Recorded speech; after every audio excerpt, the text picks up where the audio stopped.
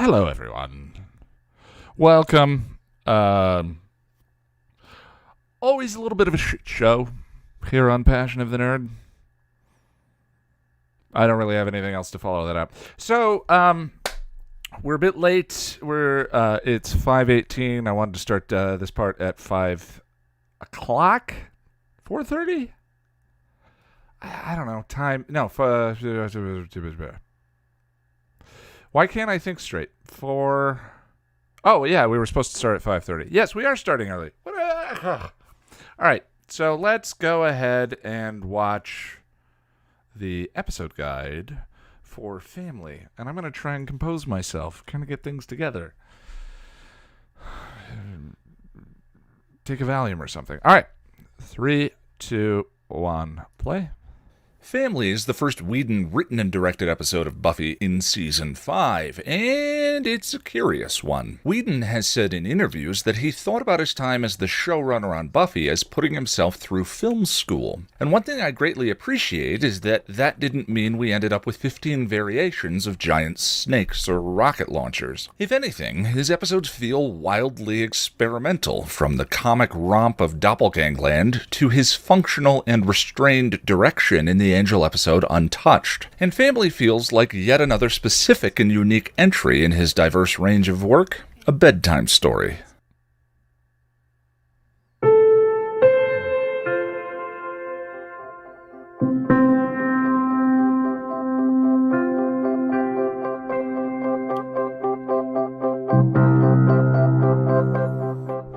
In his first Buffy writing and directing credit this season, Whedon picks up right where he left off, with some of the dreamlike images from Restless. Watching this episode now, seeing Tara and Willow in bed loving each other while playing with their kitten feels natural and as it should be. But I think it's important to keep in mind that Whedon was always fighting with the network for every scrap of Tara and Willow that we got to have. Their on-screen relationship was somewhat unprecedented. It's the same evening that Dawn's actual nature was revealed to Buffy, and she shares the news with Giles. I love this exchange between the two of them as Buffy tells Giles, her father figure, that her dad has selfishly abandoned them. Lovely, intimate blocking with a beautiful halo lighting on them both. The two of them agree not to tell Dawn or the rest of the Scoobies the truth for now. The next day, the gang is helping Buffy move out of the dorms, since she has decided to be home more for both Dawn and Joyce. It's a wonderful, beautifully blocked scene that, as Sarah on the live tweet session pointed out, feels like a close family on a car ride, though Tara has a bit of an awkward moment.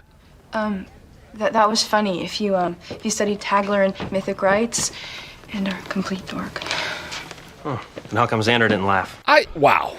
Riley with the dunk. You know, the Riley scoreboard doesn't get a lot of points in the plus column, but I'm voting we throw one in for posterizing Xander. I also love how Xander takes it all in stride. At the hospital, a scary-looking thing is moving on Ben when Glory grabs the monster and pulls him away. I wonder if there's some kind of connection between Ben and Glory. Spike is fantasizing about fighting Buffy while he has sex with Harmony. If Spike conflating sex and violence wasn't readily apparent before, it should be now, as in his fantasy, Buffy uses her vagina to beat him up. As Buffy and Xander commiserate over the challenges of getting to know Tara and what to buy her for her birthday party, a strange man inserts himself into the conversation. So, you all witches? You all witches or something?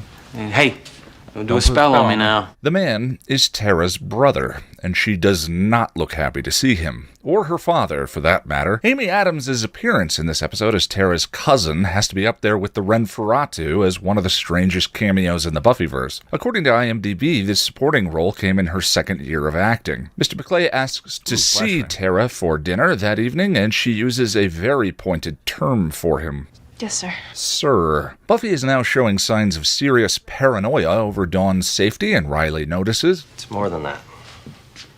What do you mean? You tell me. But the decision she made with Giles adds to the pile of things that she and Riley aren't communicating about. Back at the dorms, Tara's dad has let himself into her bedroom. I suppose you wanted me to see all these toys.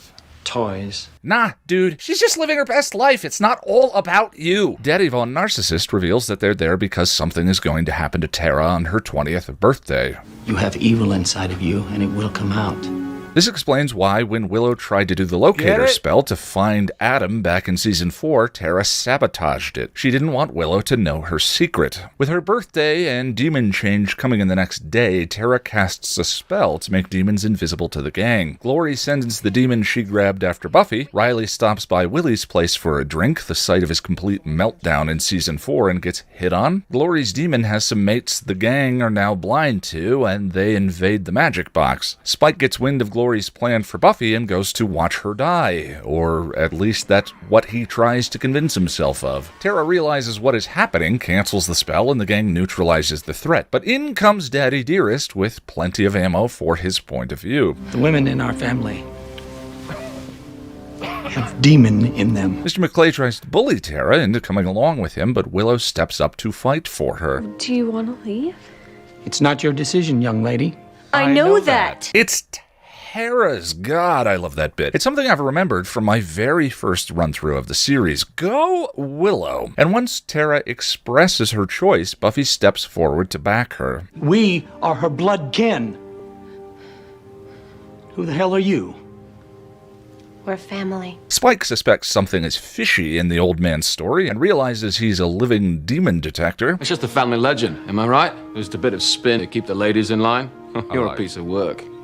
I like you. Captain Gaslight tries to take one more stab at getting Tara to bend to his will. Back. Just go. Amber's delivery of that line is an absolute stunner, somehow compassionate with a hint of pity, as if to say, it doesn't work anymore. Tara's party is a hit, and the episode ends with 2 witches dancing on the ceiling. Family is a joy. I have some quibbles and bits, of course, but overall it's kind of, forgive the term, magical how the episode feels light and fanciful while still grappling with some pretty heavy topics. Amber Benson gives a terrific performance in this one. There is a lot to dive into, but let's cover some odds and ends first. I mentioned the season is developing a theme around the idea of sanity, which continues in this one. Families are always... They make you crazy. And Buffy drops a big hint at what Glory's thematic relationship may be to the season. She was kind of like Cordelia, actually. At this point, we've gotten to see a cuddlier, more angel-rific side of Cordelia. Don't be embarrassed. We're family. But I mean, Buffy hasn't. It's not like they were ever that close, even when she was under the spell of Xander Harris. Buffy usually acknowledged Cordelia as someone she could potentially turn into. We've also been tracking signs of the Buffy-Riley emerging tailspin this season, but this episode makes it not only official, but something that has been going on for quite a while now. In the bar, where Riley once wondered desperately at right versus wrong, good versus evil, the bartender observes, Let you come in here. Night after night.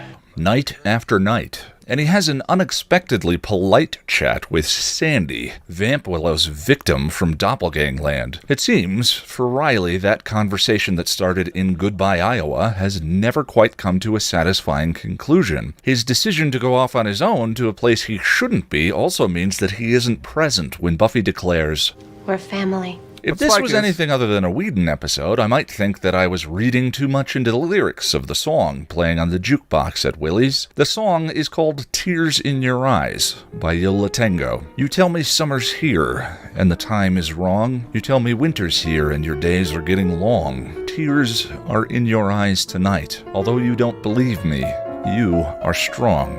Darkness always turns into the dawn, and you won't even remember this for long when it ends. All right. I mentioned back in Hush, with their relationship starting at the same point in time, there's always been a connection between Tillo and Ruffy, an inverted reflection of each other. By the end of this episode, Willow and Tara are a partnership. Buffy and Riley are not, and the results speak for themselves. It's been a little bit since Spike's, insight, but his character makes a quantum leap in complexity here. By embracing his fantasies of Buffy, either consciously or compulsively, he has begun to act in a way that will raise some significant questions. Why did he help Buffy fend off the Leok demons? Was it strictly because if they'd killed her, he would never have had the opportunity to get into her pants? He may have said in the following scene that he didn't care what happened to Tara, but his actions were instrumental in getting to the root of Mr. McClay's family lie. If Spike were pure evil, wouldn't it have been more enjoyable to just stand by and watch? Buffy was in no imminent threat at that point. Why would it matter to Spike what happens to Tara? Tara? Or again, was he motivated by a desire to show the Buffster that he is a stand-up undead? Did he take more joy out of torturing a parent than he would have torturing Tara? I don't have any answers at the moment. I just think it's important to take a close and careful look at Mr. the Bloody when considering his motivations, as occasionally it might be tempting to perceive Spike's actions as altruistic, and his charm and smolder have such a steadily disarming effect. Also, side note, isn't that a cross he's holding? How? Does the intent of the shape supersede its geometry when it comes to burning vampire hands? As I said in the opening, family mostly feels like another unique entry into Whedon's episodes, but the one it reminds me the most of is the underrated Amends. I've read reviews from people who were put off by the very special episode tone to that one. Be of good cheer. It's Christmas. It's Christmas. From Angelus's holiday exploits to the choice Bangel speak at the climax to the magical snowstorm that saves the day, Amends may feel to some a little more drenched in romance than your average Buffy episode, a tonal shift. But to me, I think Amends is an experiment in form, similar to the Zeppo. Whedon doing Capra in It's a Wonderful Life, Angel, an experiment that asks us to calibrate our expectations from the beginning, and if we do so successfully, has a lot to offer. The very first opening shot of Family, a repetition of the whimsical bit of Willow's dream in Restless, gives away Whedon's desire to play with a particular form. Tell me a story. Okay. Once upon a time. A fairy tale bedtime story. Tara's Miss Kitty Fantastico story is allegorical for both her and Dawn, which we'll get to in a minute. But this episode is a fairy tale, complete with magic, an evil stepfamily because the Scoobies are Tara's real family, a knight, a princess who comes along to rescue the other princess, and maybe a little unusually for any Buffy episode, but also present in Amends, a happy ending. I think it also fits with the fable structure. Happily ever after. There are hints of the bedtime structure in the episode's composition as well. Mutant Enemy sometimes uses a writing technique where the last line... I am posting the link to join the meeting to discuss the episode now. We are just going to start early. My regular inability to tell time is what it is. So here we go. Hitting publish now. And picking things up. Line of one scene serves as a transition into the next. Soon it'll stop. Soon it'll scream. Soon it'll scream. Mwah! Doesn't make any sense. Take her apart. I don't care how brilliant she is.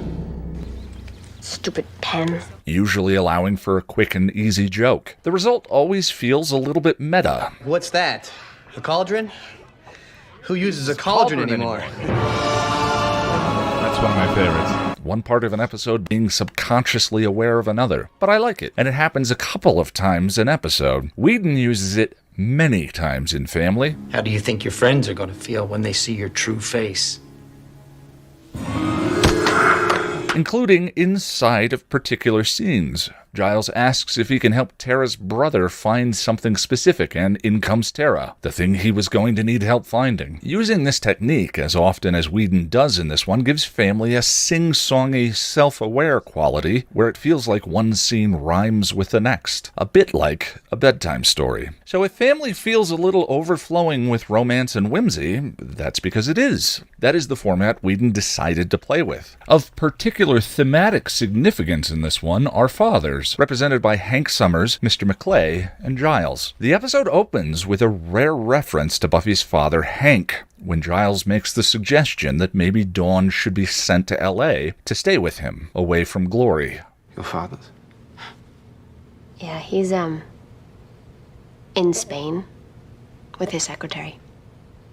Living the cliche. You're her real father, Giles. Among the three examples of fathers, Giles is the healthiest portrayal. Well, I saw myself in more of a patriarchal sort of role, you know. Look at that chest here. Pointing and scowling. Unlike Hank Summers, he is present. Unlike Mr. McClay, Giles doesn't try to control or dominate Buffy, but instead simply advises, works with her, and lets her make her own decisions. He doesn't tell Buffy what they should tell the others, but instead asks. Do we tell the others? He asks and defers to her judgment. It's not that Giles wouldn't speak his mind if it came to it, but he lets Buffy live her life and make her own decisions, even if the fate of the world is on the line, and when it comes to Buffy's decisions, it often is. And Buffy already made the distinction between blood and family that this episode is about when she tried to get Giles to marry her and Spike in Something Blue. And my father's not that far away. I mean, he could... But this day is about family. My real family.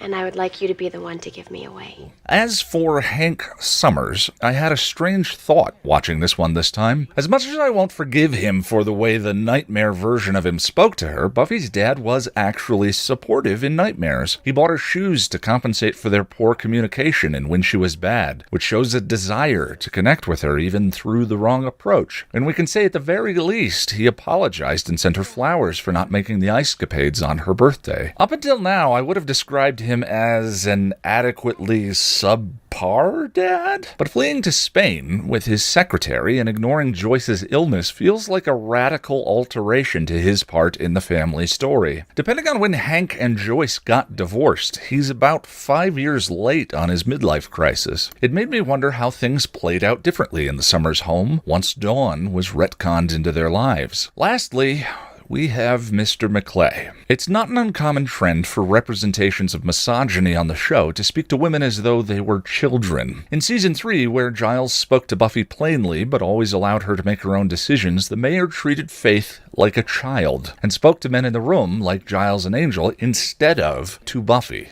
You never get even a little tired of hearing yourself speak, do you? That's one spunky little girl you've raised. Tara's father does the same to her. Everything he says feels fatherly, but is peppered with diminishing terms, like a father speaking to a 10-year-old. The girl belongs with her family. I hope that's clear to the rest of you. And of course, there is his controlling lie. Psychology Today defines the term gaslighting as a tactic in which a person or entity, in order to gain more power, makes a victim question their reality. You have evil inside of you, and it will come out. It doesn't feel evil, sir. I love her. Evil never does. It is a common technique of abusers, dictators, narcissists, and cult leaders. And Mr. Maclay shows signs of being... Also, that's a terrible line. Evil never does. It's a line. It's one of those lines that sounds like it's folksy and wise. Evil never does. Yeah, evil feels evil sometimes. Evil feels evil. So what the hell are you talking about, Mr. Maclay?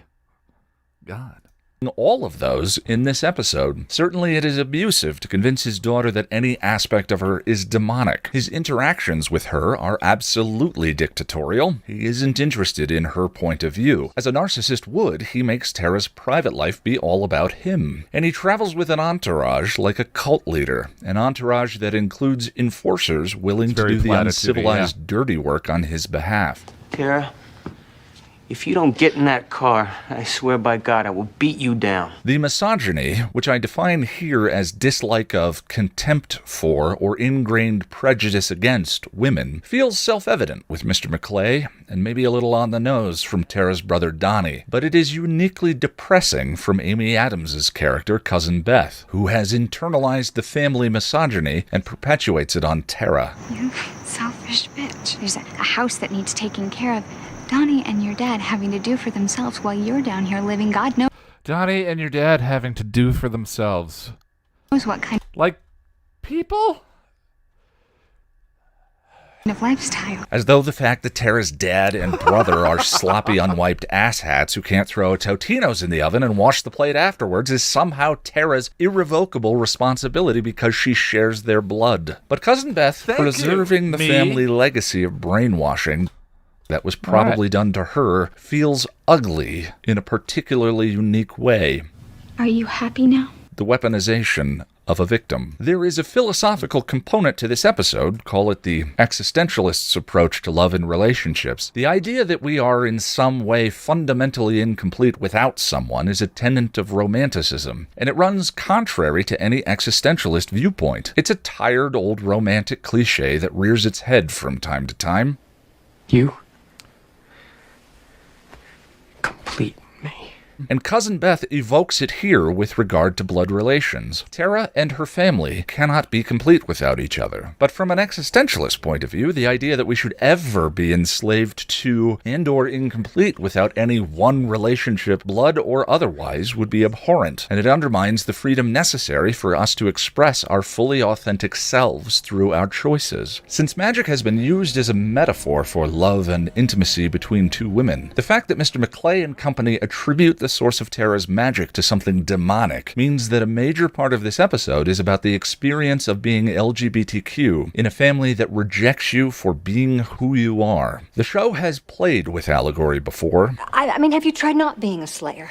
But this is the episode where the subtext rapidly becomes text. Two components to queer identity are chosen family and the tension between authenticity and respectability. In general, Tara's family all express that Tara should feel shame for being who she is openly. I suppose you wanted me to see all these toys, he says, after handling Tara's curiously dildo-shaped toy. Ever a Josh joke, if ever there was. So, in metaphor, Mr. Maclay thought Tara would go to college and get being gay out of her system. Mary Beth accuses Tara of being tainted for resisting her father, and one ugly old stereotype was that being a strong, independent woman meant that woman was also probably a lesbian. Tara's mother was also magical, punished and controlled for it the way Tara has been. It's an indication that magic power might, at least in part, be hereditary, not something so simple as choice. In stark contrast to the Maclay's philosophy, and a little less metaphorical, we have Buffy and Xander's conversation in the magic box. They're both still feeling weird and a little awkward about Tillo, but desperately wanting to advance past their own awkwardness. There's just that thing. That thing. That thing. At the moment, they think that being gay is Tara's defining characteristic, as they say it's the only thing they know about her. But Tara, I just know she likes Willow. Not that there's anything wrong with that. No, of course not. And I mean, yes, as a friend pointed out, gift-giving is also just difficult. But there is more going on in this conversation, which I read as two straight people grappling with the fear that sexuality creates an unknowable and uncrossable barrier in their inner circle. Think there'll be a lot of Wiccas there? Heavy Wiccan crowd? Not that there's anything wrong with that! By the end of the episode, those concerns have clearly been put to rest. The trigger for that change is brought on by Tara's spell. In this episode, Tara makes a decision and tells Cousin Beth that she intends to stay in Sunnydale, which means that she thinks the outcome of her spell to blind Cadria will be that the rest of the Scoobies won't see the demon part that emerges from her, that she will still appear as human. But the spell has a number of accidental or just poorly considered consequences. Unless the blinding spell had a point where it would wear off, making the Slayer blind to demons seems a bit short-sighted. And I don't think it works the way Tara actually intended. Spike is only part demon, and when he pulls the demon Buffy can't see off of him, and she runs out of the room without an acknowledgement, his You're welcome. is because Buffy can't see him, which means that Tara's spell, were she half demon, would have made her totally invisible to them. The metaphor then is that we can't actually be our authentic selves with other people when we're keeping part of who we are locked away. I was trying to hide. And the beautiful irony of the episode, of course, is that the moment when Tara lifts her spell is the moment where they get to really see her in all her vulnerability, both the lie that she was afraid of and who she is for all of them. Of course, the impulsive use of magic as a coping mechanism is a trap that Willow has fallen into repeatedly over the seasons, most recently in Shan! Hi. Things are well. I don't know how to stream. It's cold. How are you doing? Something Blue, where it was obvious Willow felt guilty. Yes, she made shame cookies, and the experience is partly what gives her the compassion necessary. Sometimes all cookies are shame cookies. Necessary to be so understanding to Tara in this moment. She just did a spell that went wrong. It was just a mistake. But guilt is not the same thing as learning a lesson, and it will be interesting to see where Tara and Willow, whom Whedon portrayed as yin and yang in Restless, will go, having shared the same experience. But the one persistent question throughout the episode might be, what is family? How do we measure it, understand it, qualify it? Is it the math of blood or something signaled in communication? Mr. Maclay uses the word love with Tara early on. Your family loves you, Tara. Yet we feel instinctively that his love, if real, is conditional on Tara's willingness to bend to his will. Not a single Scooby uses the word for each other until the final scene in the episode, but the unspoken love and connection between them in their first opening scene feels more real and meaningful than anything Tara's relatives have to say in the entire episode. Is it just about memory, then? Real Me sets up a connection between Tara and Dawn, with both of them feeling like outsiders to the group, and their parallels carry into this episode. The monks created Buffy's memories for Dawn through magic, and at the end of Family, Willow uses a particular word to explain Tara and Willow's feelings for each other. Magic. Dawn is not really Buffy's family. In fact, there is a more direct relation of Dawn's that is currently trying to capture and take her home. Tell me where the key is. Now I'm taking you out of here before somebody does get killed. Tara's father's gaslighting, creating a truth that isn't there, and Buffy struggling with what the memories the monks gave her of Dawn mean, are fascinating counterpoints. I remember Dawn cried for a week. Except she didn't. She wasn't there. And the question of what intrinsic meaning memory and shared experience have is repeated again when Buffy and Xander fumble awkwardly in conversation to talk about what to buy Tara. I mean, I don't really know her that well. Something I've regularly wondered at throughout the series is where are the Sunnydale parents? I think with the appearance of Mr. McClay, this episode offers an answer. Who cares? It isn't blood that makes any relationship meaningful or worthwhile. Philosophically, it can't by itself, as we don't get to choose our relatives, and meaning arises from our freedom to do so. And as I've said before, we don't always get to choose who we love, and because of that, our love for another can never make us captive to their abuses. To some degree, this season is about the virtue of self-sacrifice, but sacrifice that isn't given freely is servitude. So I think, at the end of it, and as always, what we're talking about is choice and freedom, as that is the only access to our authenticity, as in choosing to surround ourselves with the people who use their freedom to celebrate and encourage us to embrace our own. We may not get to choose who we're related to or who we love, but we can always choose our family.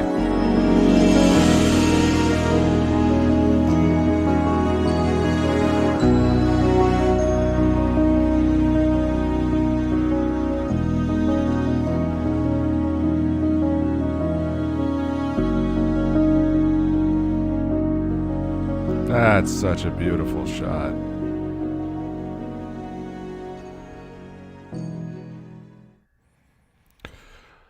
Video's all right.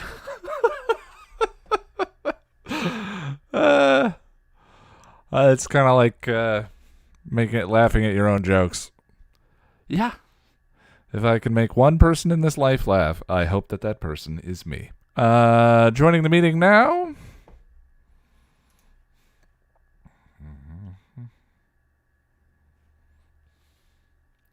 That's very bright.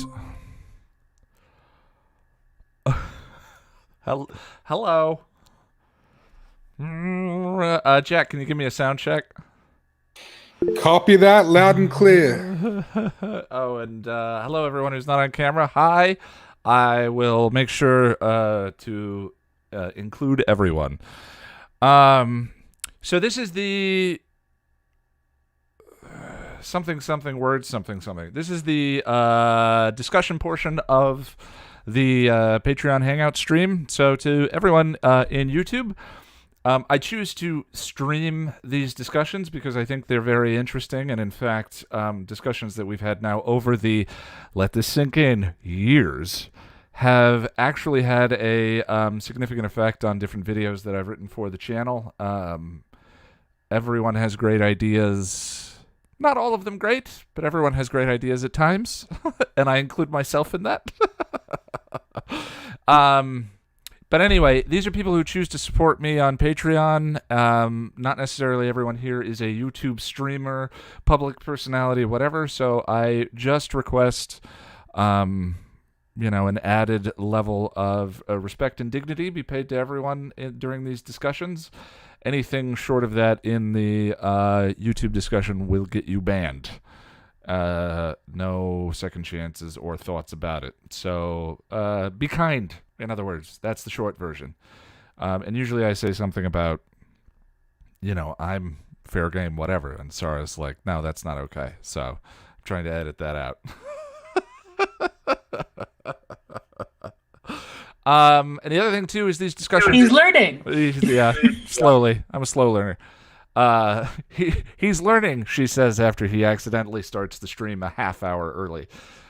The other thing too is these discussions are completely spoiled. So if you're in the YouTube stream and you have not finished all of Buffy and Angel and really Firefly, but it comes up incredibly rarely, you might want to come back later. I know people actually do rewatch these streams, and because we get comments on them periodically.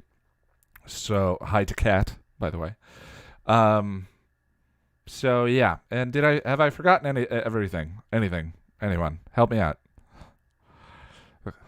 Let's start with my lovely, my precious. Hi, Jack. Oh, me. Oh. Who else would I be harassing? I'm not allowed to harass anyone else. That's true. That's true. Hello. Never mind. Not a good joke. Not a good joke. See, I started all things on a poor foot. Jack, hi. How you doing? I'm good, man. How are you? I feel like we haven't spoken in like half an hour. It's time. I have pandemic brain. Yeah, I was worried that we were late to start the hangout, and I accidentally started it 15 minutes early. So here we are. And in the wrong stream, might I mention. I throw me under the bus, Jack. Come on now. We are professional internet people, Ian. We're good. We're I don't know. By the way, so family. Shan is in the YouTube stream and says, "Oh my god, I wish I could do eyeliner like that." Thanks. Wow, you guys. Thanks. Yeah, we're talking about family. I watched many YouTube tutorials.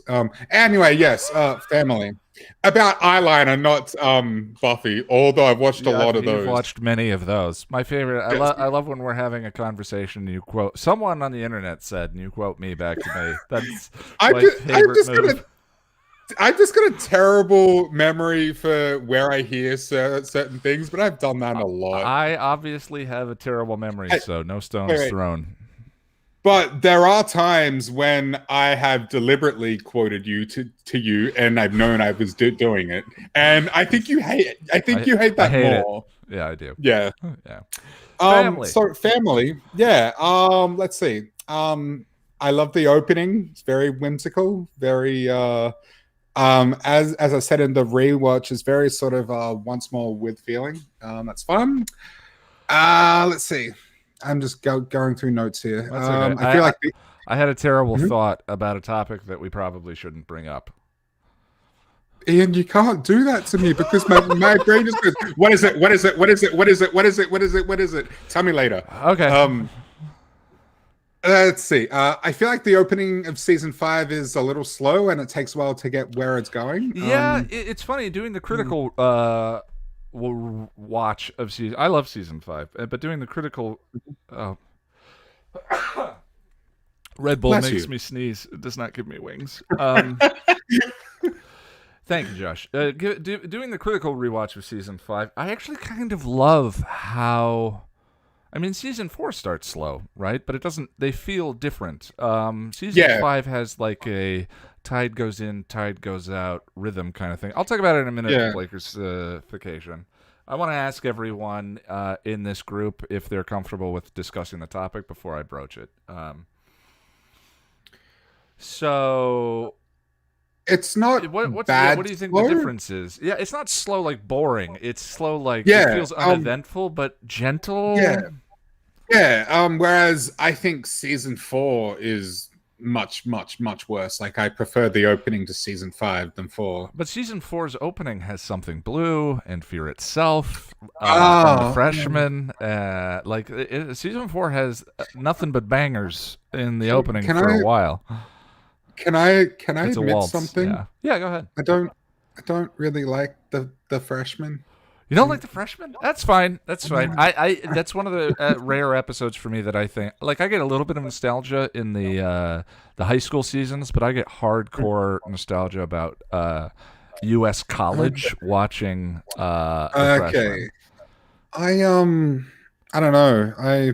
Because I kind of feel like the high school episodes and the college episodes are kind of, I wouldn't say night and day, but there is a pretty stark difference. Yeah, I think by design, of course, but yeah. High school. I think one of the things about high school is that, like, when you're in it, it feels like the world entire, and everything outside of it is kind of irrelevant to the details. I'm not saying that that's. I'll speak personally. It was for me. Where sort of the politics of the time were maybe you had feelings about them or whatever, but I was so caught up in the cultural structure and the classes and the different teachers and whatever. And then, and I think that those first 3 seasons of Buffy have that feeling too, where high school is the entire world. So much so that there's a Hellmouth in it. She's saving the world in high school. And then season 4 inverts that feeling where she feels small in the face of everything. So maybe it's just because I prefer season 5 overall to season 4. But you're right. Something Blue is by far the funniest episode in the entire series. I think. Yeah. I mean, it's hilarious. Really, really good. But yeah, this episode is probably like. Well, this episode and maybe the last episode is where the season starts to get good and sort of more interesting, I guess.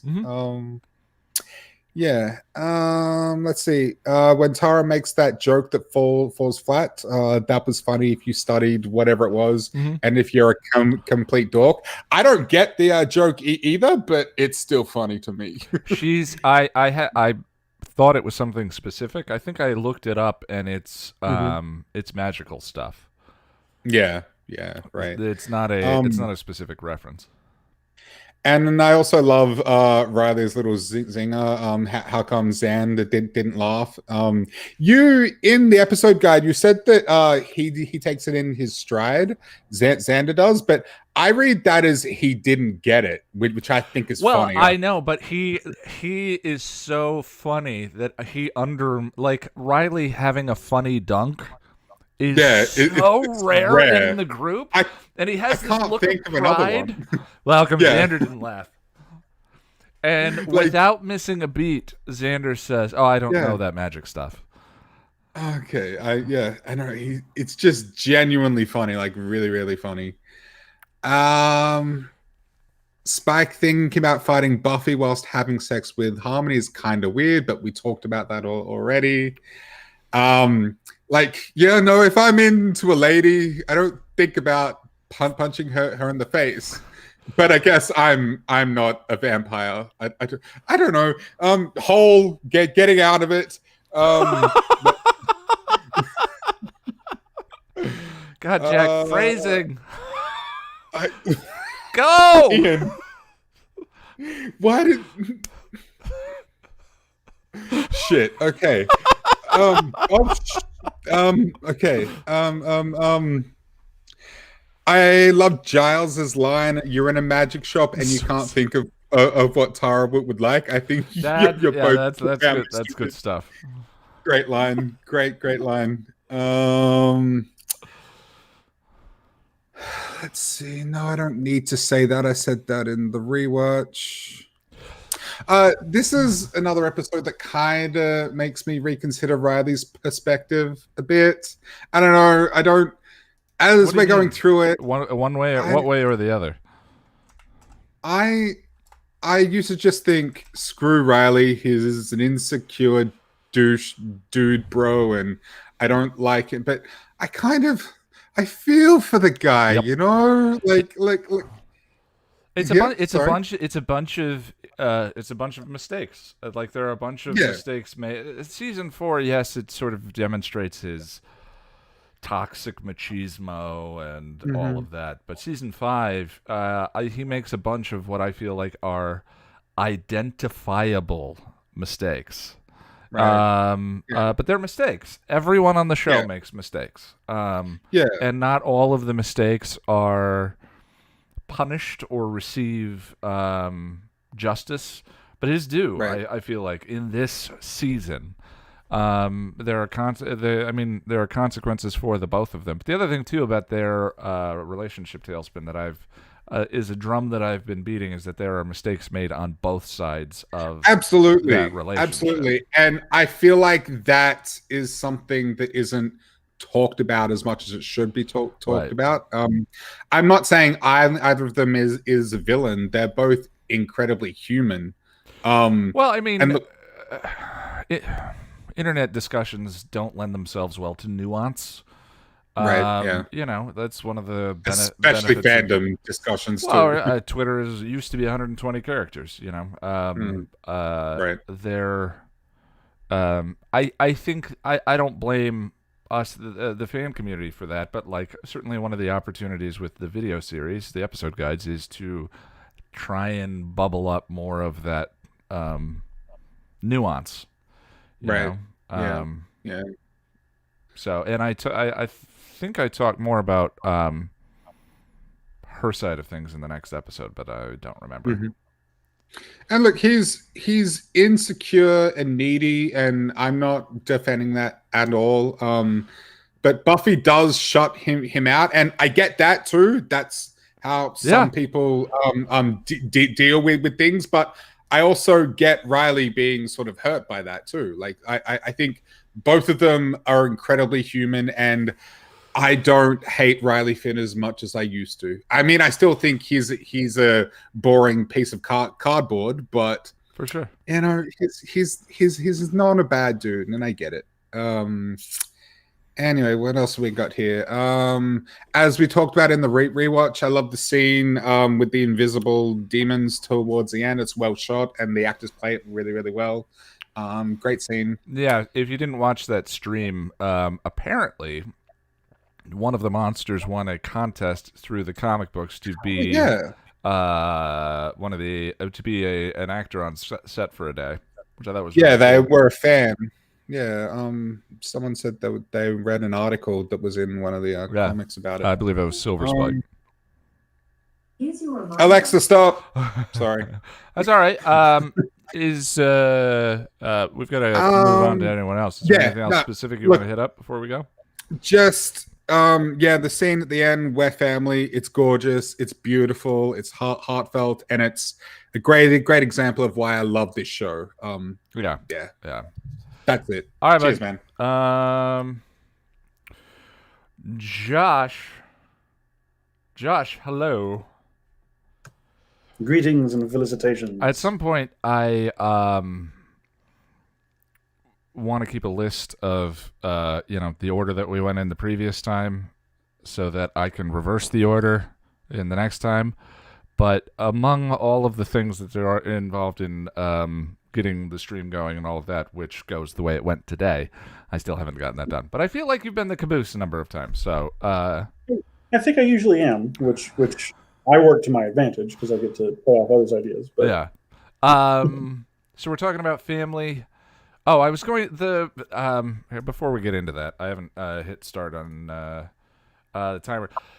Topic that I mentioned the last time and I didn't, and I don't know if we want to go here, but the Whedon stuff that actually is public. I thought I had a curious idea about the his portrayals of misogyny and how often they are on the nose and heavy-handed and sort of not particularly interesting.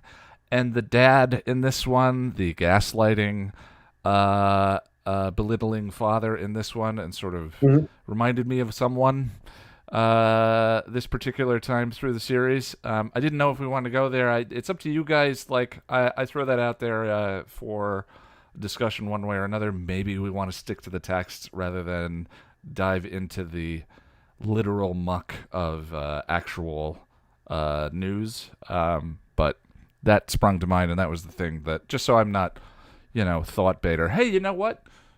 Never mind. Because I know how frustrating that could be. But that occurred to me while Jack and I were talking. All right. Sorry, Josh. Go ahead. No worries. I don't mind commenting on it. I definitely think. I mean, it's up to you. Yeah. So, I've had this episode's really personal to me in a number of ways. And, if we're talking about Joss Whedon and his behavior that everybody's coming forward about these days, I've had the misfortune of working for somebody like him, and currently work alongside somebody like him in my roles. And I when I worked for the person, it was really wild, the skill with which he maneuvered everybody into where he wanted them to be. I was one of the folks that you could call us his favorites, which meant that I was insulated from any indication that he was a bad guy. And as a consequence, the people that he was treating poorly didn't think that they could trust me or come to me. Even a couple of folks who were supposed to be able to count on me. And looking back on that experience, it's really informed a lot of what I do and what I, in my current work with my college students and talking about, boundaries and paying attention to your gut and all that kind of stuff. And kind of the boundaries that I very deliberately hold as well. Well, I mean, it's just eerie, right? That structure is super reflected in this episode with Mr. McClay. The irony of it felt heavy this time while watching, which is one of the things is like I feel like, we're here to celebrate the show. We're here to talk about what it does well. And part of that means acknowledging things that it does poorly or acknowledging things that are dated or don't work or any of that. And so I have struggled personally with, in what I do, where's the line, and for me, in terms of requires comment, doesn't require comment, so forth. And but I think, as much as I really try to not to say that the interpretation of or the intention of the writer didn't matter when it comes to whether or not a metaphor, what, like the terrible example being the "you came" Riley line at the end of the family episode, matching up with the joke earlier on of the Slayer and Spike's dream saying, "Oh, I'm coming right now." Like, we could argue whether that's intended or not. It probably isn't. I would say it almost definitely is not. However, in what we do, I think it's fun and interesting to make those connections. But I don't know. I always struggle with. Well, I think in these discussions, we, as a group, and you as a facilitator, we've always done a really good job with authenticity when it comes to honestly evaluating a work and honestly evaluating the thought that probably went into it. And I think we'll get a lot more into that when we start talking about Buffy season 6, Angels season 3 and 4. But one of the things that kind of back to your point about Mr. McClay sounding eerily familiar, especially in light of recent news stories. One of the things that this person that I used to work for was really good at was being the champion of the people who, on the surface, seemed to be victimized by the very same behaviors that he was doing. It's an act of camouflage, of misdirection. It's villains who twirl their mustaches are easy to spot, but those who clothe themselves in good deeds are well camouflaged. Well, and I mean, the other thing too is everyone wants to believe they're the hero. Everyone thinks. Sure. I don't think anyone thinks they're the bad guy. And so, in order to maintain that story. It requires a certain amount of delusion. I don't know. Yeah. So family. So family. This one's a very good. I love this episode, top to bottom, front to back, and I've got my own gender identity and sexual orientation. Like I'm only in the acronym at the very end, the last A. If you go all the way out where it says ally, I'm as straight and cis as they come. But I've got a mom who's gay. I've got a cousin who's gay, and for both of them, the coming out process was difficult. And so what I think about, for both of them, this episode is extremely special and important to them. And so what I think about is cousin Beth. Because at the very end of the episode, there's a great reaction shot after the lie is revealed of her being like, what? And, just replaying every event she's ever experienced in her life in the side of her head, I'm sure. And yeah, she gets that last, snarky snark when she walks out the door, because unpacking all that in 45 seconds is a tall order. But it makes sense, though. I mean, she's been happy. She's found happiness or created happiness within the lie itself as a way of feeling in the right and feeling like she's not evil or she's doing the right thing or whatever. And now that's completely been, I mean, from her perspective, I'm not saying this is the reality. I'm saying from her perspective, Tara has completely overturned that. That's not actually the case. That's not the truth of the situation. But if no, but it's that's the way I read her. Are you happy now that you've ruined everyone's, yada yada yada? Yeah, it's incremental progress though. Sure. And in my family, it played out that my cousin had a little bit of an easier time because of my mom. In a very like one walked so the other could run kind of way. Yeah. And so, we never follow up with Beth or the rest of the McClays, but I'd like to imagine that however Beth ended up she was able to do a little bit better because of what Tara did. Yeah, I've never thought about the story of Beth after this episode. Yeah. That's a quiet car ride home in that scene. Yeah. So it's a great episode. It's a really special episode for me personally because I've gotten to be a witness to those experiences. Yeah. Well, I mean, for me, I definitely the idea of chosen family, I think, is exceptionally a powerful one. Sure. Especially when you come from one in which there can be abuse. The notion of blood and the notion of being stuck with these people is a very, very difficult one to shake. And for me, it was about loneliness. For me, it's about as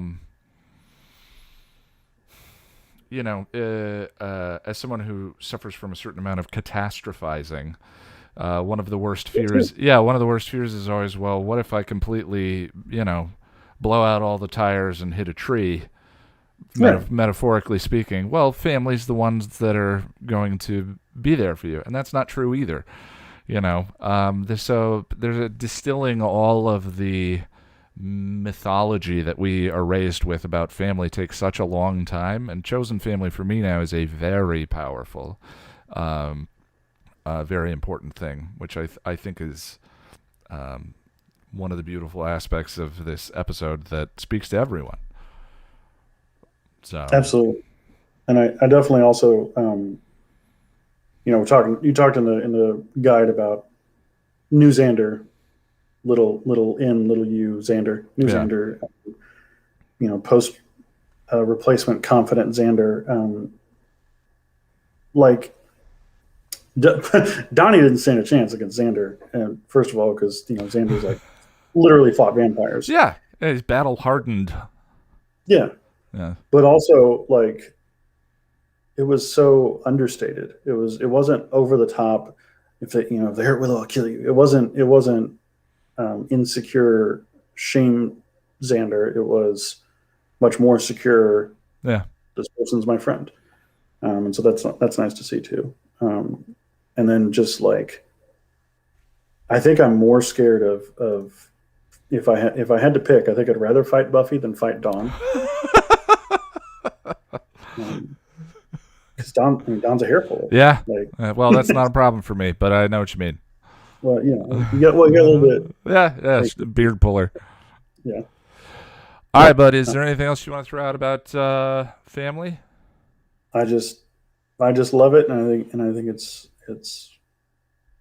I'm just a weepy mess for the last third of the episode. So. Me too. That's partially why we talk through the streams. It's because if not, I don't know how we're gonna stream the body. Well, we'll just yeah, we'll all be our cookies. All right, let me go over to Charlie. Charlie. Hi, Ian. Hi. Good to see Hello. you. Good morning. I don't know the song. How's it going? It's good. Yeah, at the moment, things are pretty good. Excellent. Yeah. It was a tough beginning to the year, but now things are going well. I'm glad to hear it. Well, we're talking about family. It's a big one, and we've thrown out a couple of different options there, or just what aspect of the episode interests you the most? What do you enjoy? I mean, yeah. So I love this episode, and definitely as the queer story that it is, I relate very personally to it, and yeah, I just really love it. I really love Tara. Tara was when I was 11 watching this through for the first time. Tara was very much the person. I'm not sure if I am her or if I want to date her, but I'm relating strongly to her in any case. I was always, I've always really loved her, and I love this episode because it just really, okay, so everyone talks about the moment when Buffy, says we're family and stands up for Tara, and everyone does it. And it's a beautiful moment. I love that moment for everything you were saying about the found family aspect to it and all that. But still my favorite moment comes afterwards when Tara does it for herself. And that moment still sticks, her face and that moment sticks out even more for me than the we're family moment. There's so much in her delivery. Every time I watch this episode, I realize how underused Amber Benson was in the series, because there's beautiful subtleties in everything she does in this one, and the way she says, "Dad, just go," is so. There's such a story to it in the 3 seconds. There's a whole that whole. To me, I read. It doesn't work anymore, but to be able to say that, to be able to do what she does, still feels compassionate and kind, but it's also done. It's also firm. It's also strong. The two are not mutually exclusive. It is, her delivery is so good in that little bit. I love it. Yeah, and I think, and you mentioned something, I think, where the other thing I wanted to say, though, I love this episode. It does, every time I watch it, make me just think about the possibilities that we didn't get with Tara as a character moving forward. Yeah. And how, like you were saying, how underutilized the actresses and the character is. And also that she sort of ends up being really just defined by Willow and used about for Willow's story arc and used it, about, which is all very well done and and very very meaningful for Willow's character arc. But just every time I watch through again the series, I'm like, does Tara have friends?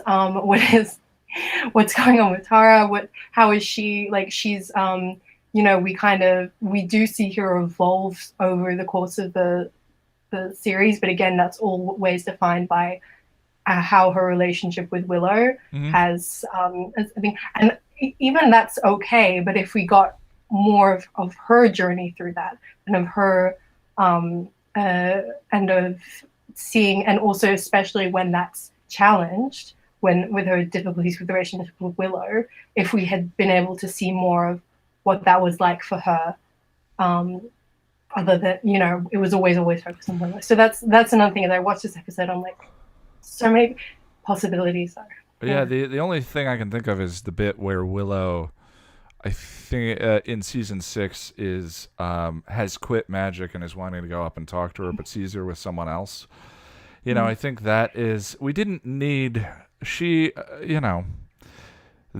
had their core cast of characters, and that's fine. But that moment makes her seem, without even knowing what's going on in the scene itself, it gives her a life, and it gives her an existence beyond Willow and the Scoobies and all of that. But those scenes are so rare, and go ahead. Yeah, exactly. And the thing is, I know it's I think it's remarkable for being the exception, because I think about that 2 seconds where this other lady is on screen with Tara and Tara's interacting with her. I think about those 2 seconds a lot. Yeah, that's the only scene that jumped to mind.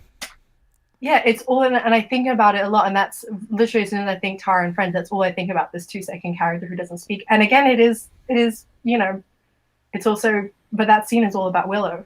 That scene is all about Willow being afraid to go up to Tara and being, is Tara in a relationship with this other woman? Yeah, it contributes to, Lonnie calls it the conflict vending machine. It contributes to the idea of some of the side characters being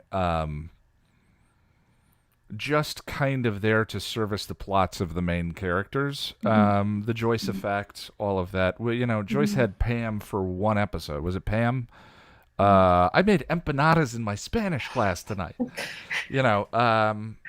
1 episode, but that episode lets us see that Joyce had a life and was trying to do other things. Your mom's been really struggling since she read Deep End of the Ocean. I love stuff like that, but that definitely was not the strong suit of these writers in this series, was sort of building out the world and sort of keeping it alive outside of that. And of course, like, who knows, the struggles of getting a 22-episode season finished all the time. I think it's 2 weeks an episode to write, shoot, and finish, which is insane. I try and give myself a month to do a 15-minute video and struggle with that. But I get it, and I miss those moments too. I would, especially with characters like Tara. Yeah, she's such, and Emma Benson is such a talent. Just like, why wouldn't you use her more? Yeah. Why? Yeah. I've never read any of her books. And also, when you think, can we cut half the Riley episodes and replace them with Tara episodes? Yeah.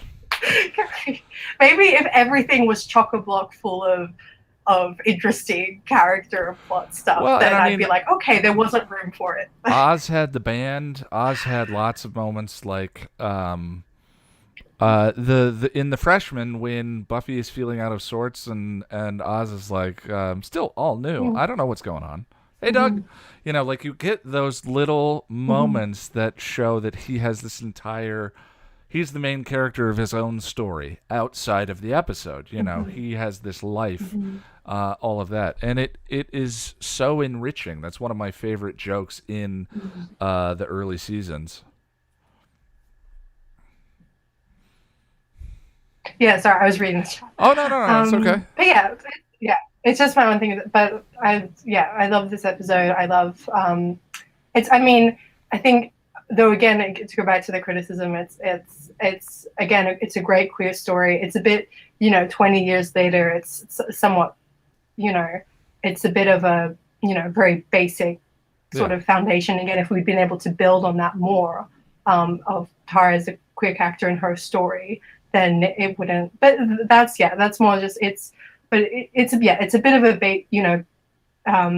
I think some people said, the father, he's not really a real character. He's a bit stereotypical, but I think all of that's okay. And I think it's a really great episode. It's again, more just if we'd been able to build on it a bit more, we could have had more complexity down the line. Well, I mean, that was kind of what I was hinting at or earlier, or sort of the question that popped into my mind when watching Mr. McClay today was,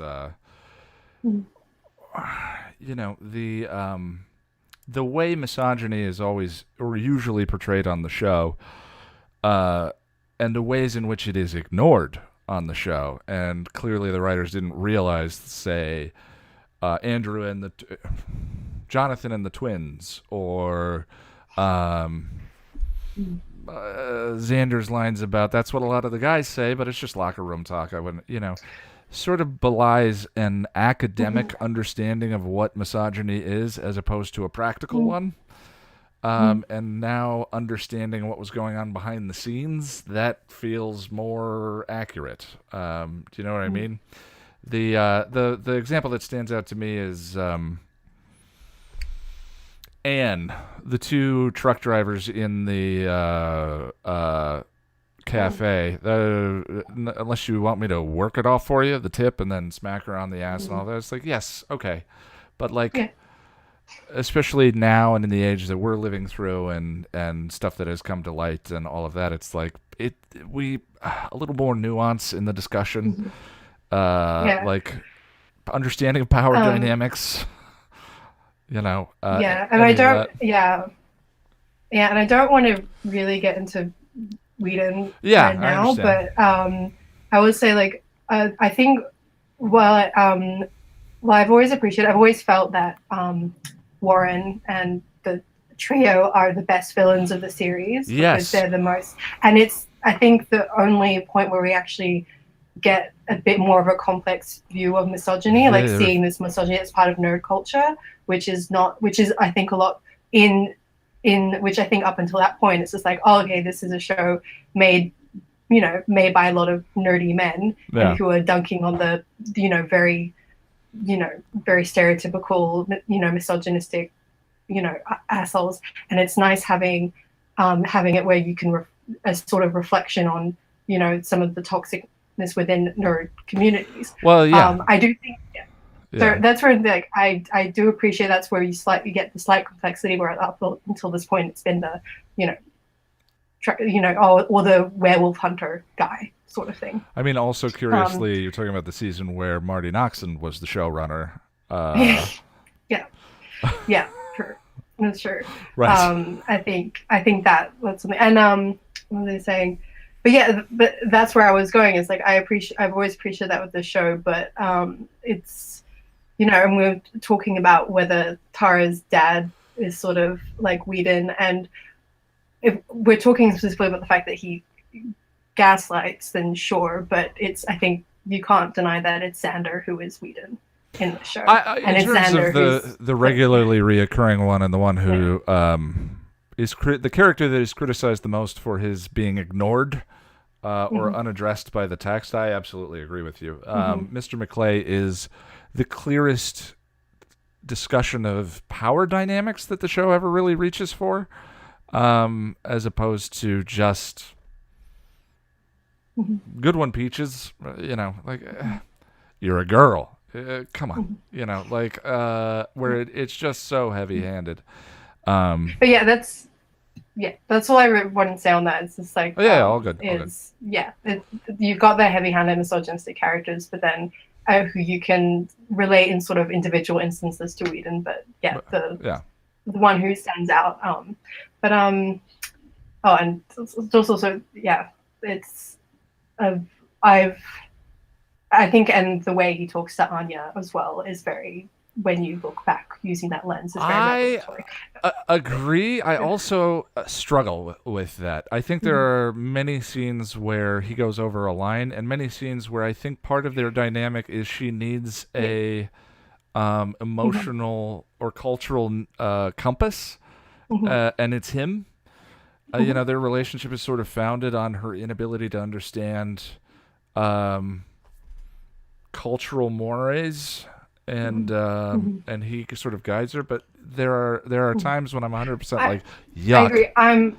I think the stuff with the cultural stuff is complicated. I think there's like because it happens quite a lot, and I think sometimes it's okay, and sometimes it becomes quite demeaning. But I actually mostly think what most people don't really talk about, and what I mainly mean when I talk about that, is more his treatment of her when he's hiding the fact that they're engaged, and how upset when she's really upset about that, and she tells him that she's upset, and he keeps telling her how she should be feeling and he keeps coming up with really ridiculous excuses of why he's not doing it, and trying to, and that's more what I think about. I think treating her, the stuff where he's always correcting her it's not perfect, and there are moments where I think it contributes to the general thing, but that's mostly what I think of is that's awesome. The fact that he's always in control of their relationship. And, I've not heard that called out quite that way before. I like it. But yeah, I don't really want to go, but that's more just when we're going to talk about that episode. Yeah. And last thing with this episode is more just, I don't understand how anyone can watch this episode and not love Dawn. She is priceless in this episode. She's like when Tara's opening her crystal ball gift from Giles, and he starts, like, oh yeah, really like, and then Dawn just slides in with the broom. It is precious. It is. She is. I don't understand how anyone cannot love Dawn. Yeah, I love it, and I love how that's a play on the joke earlier. They're all trying not to be cliche or inelegant, and Dawn's just like, nope, here's a broom, baby. I love it. She's so proud. She's so happy. Yeah. And obviously, I think we don't get much of a focus on her in this episode, but it's coming in the episode after the revelation about who she is, and there's the, Buffy being overprotective of her, and her just reacting with like, oh, my sister is being annoying as usual, sort of. I think it's slightly, where obviously we're having this episode come right after the Revelation episode, because the whole situation with Tara is sort of reflecting on the situation with Dawn, with the whole, family is not, but so obviously we're having that, but it means plot-wise it's a bit, the little bits where Buffy and Giles are talking about Dawn, and where Buffy is being overprotective of Dawn, and Riley's getting upset because Buffy's hiding something from him, they're a bit squeezed in there, but it's not too bad. But what it does really well is just having us, showing Dawn being Dawn, and I think it immediately becomes a thing of, of course Buffy still loves her as a sister. Look at her. She's beautiful. You made me. Do you think that there's accidental commentary on Buffy's decision not to tell Dawn who she is, by virtue of Mr. McClay not telling the truth to Tara? Mr. McClay. I mean, certainly Mr. McClay's lie is uglier and gross, and motivated by. But I'd never. While you were describing that, structurally, there's a weird parallel between the two. And I think ultimately Buffy's decision to not tell Dawn turns out to be a mistake in the way that it's revealed to her later in the season. I don't know. Is there anything? I know. There? I can understand her not telling Dawn straight away. If it's one of those things where it's like, I find with TV shows, ultimately, it's always like, yes, there's always a very good reason why you don't reveal something like in the second after you find out about it. Sure. But it always becomes when it's 3 months later and you still haven't talked about it, and then the conflict ensues. Yeah. Like, Well, I think it's there's very chicken- good reason for Buffy to wait to figure out what what the situation is and who to tell and I think all that. And there's wisdom in this episode, sure, and dramatically it creates the ticking clock under the table that the audience can see, but Dawn cannot. But it's just interesting, paired with Mr. McClay's lie in this episode, it takes on a tone I hadn't thought about before. Well, is there anything else? Sorry, go ahead. Oh no, I was more thinking of the Buffy being scared. Did she mention it in this episode? Or I think she mentioned it in this episode of why she doesn't tell the Scoobies of like, oh, I'm scared they'll treat her differently. Yeah. And that's like a reference on the, same as, finding out, someone's queer and scared that they'll be I don't know. Interesting. I feel like it's more just, I don't think and there's also a difference between, when you think about it with the, when do you tell a kid they're adopted, there's never a exact right time, and it's different for every kid anyway. So I don't think it's the same as lying to a kid and telling them they're... Oh, it's not. Anyway. Yeah. No, and I know you're not saying that. I'm just trying to... I think it's more... I think I see what you mean if there being that parallel, but I think it's more I think that's more just a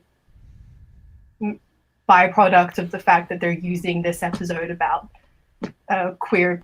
This basically the story of this episode is being used to do a lot of things. Yeah. It's being used as a queer allegory. It's being used as a parallel to the Dawn situation. It's doing a lot of things, and not everything is going to line up perfectly. Yeah. That's why I whenever we hit on stuff like that, I'm going to stand by the Riley came to the party thing, but this one I will let go for sure. Is there anything else you want to throw out about family? No. All right, my Thanks friend. so much. I'm glad to be here. Yeah, it's good to see you. Josh, you want to follow up on the gifts comment? Or you said something about the gifts at the party? Yeah, so the gifts, not the episode, the gift. The giftices. The giftices for ultimate clarity. Something that I'd intended to say, but then mind blanked, and then as I mentioned, to play off others. Well, you weren't the caboose. I wasn't, but so so the gifts. Everybody was worried about them being all real cliche and everything like that. But it occurred to me on a recent rewatch that this is probably the first time that anybody remotely gave a crap about Tara's own interests and what they might like. So that they only achieved beginner level gift giving status for Tara was probably hugely significant. Yeah, and it's only one episode. Yeah, I would imagine her, her family, whenever it was Tara's birthday, they always gave her, I don't know, like cooking spoons or clogged shoes or something like that, and she's like, oh great, and they're like, yeah, it's what you need. Whereas here, her friends and her family, they're like, what do you want? And they give her a broom and they give her a crystal ball, and it's like, this is her, It's very sweet. So anyways, that's the thing. All right, bud. Let me go over to Mr. Boris. Mr. Boris, sir. Hello? Yeah, did I press the button? Yeah, I can hear you. There we go, yes. Hold on. Okay. You look very cozy. Yeah, this bed is very comfortable. Can you angle up slightly so we can... your eyes are getting cut off. There you go, buddy. Family. I've seen lots of negative commentary. Oh, I didn't notice. Yeah. Tell me about the episode. What do you like about the episode? Before we get into what you think doesn't work. What I like, I mean... he says with such disdain. I mean, the Riley stuff is good, I guess. Okay. He has 2 scenes. You can do better. I mean, Spike stuff's pretty decent. Okay. My favorite stuff is I guess the continuing subplots and all that. There's some good lines in there, the Giles' whole thing, oh yeah, I already have the crystal ball, and you're not using that. It's a good turn. Yeah. I can't get her a crystal ball because it's a cliche. Well, you better not. I already have mine wrapped. That's a great turn in the dialogue. The demon design's kind of neat. Like it's not the best, but like I kind of like their crazy tongues. Like, man, I think it's pretty understated compared to what they do normally in this particular one. The Gene Simmons. Oh no. All right. So what comes to mind for you with family? Go ahead, buddy. Well, I guess like the main thing is that the whole like the lie with the demon thing is like kind of questionable in certain various aspects. So Jack was said he not the metaphor but the literal aspect of itself. He didn't parse that until a rewatch or two later on too. Tell me about like what don't you like about it? What do you struggle with? Well, first of all, like they say like the women in their family. So like, does that include like everyone that was any women or just like certain women? Because like, I think the idea is that like is if it's supposed to be on the evil dad side, like Tara's mom would have been the source of this, like. Because we would have had the dad, and then he would have married the mom, right? So like, where was the curse supposed to come from? Like, was it from the mom's side or the dad's side? Because that's a little unclear. Like, so the fact that the episode doesn't give the answer, does that mean to you that there isn't a satisfying one that could be given? I mean, like, I suppose there could, but like that's just kind of doing the work for the writer, and that's kind of. No, I'm not asking you to headcanon. I'm just saying if there is it doesn't seem to me relevant to the text of this particular episode if a satisfying answer is possible. Does that make sense? Because what you're talking about is the lore then of the Maclay family.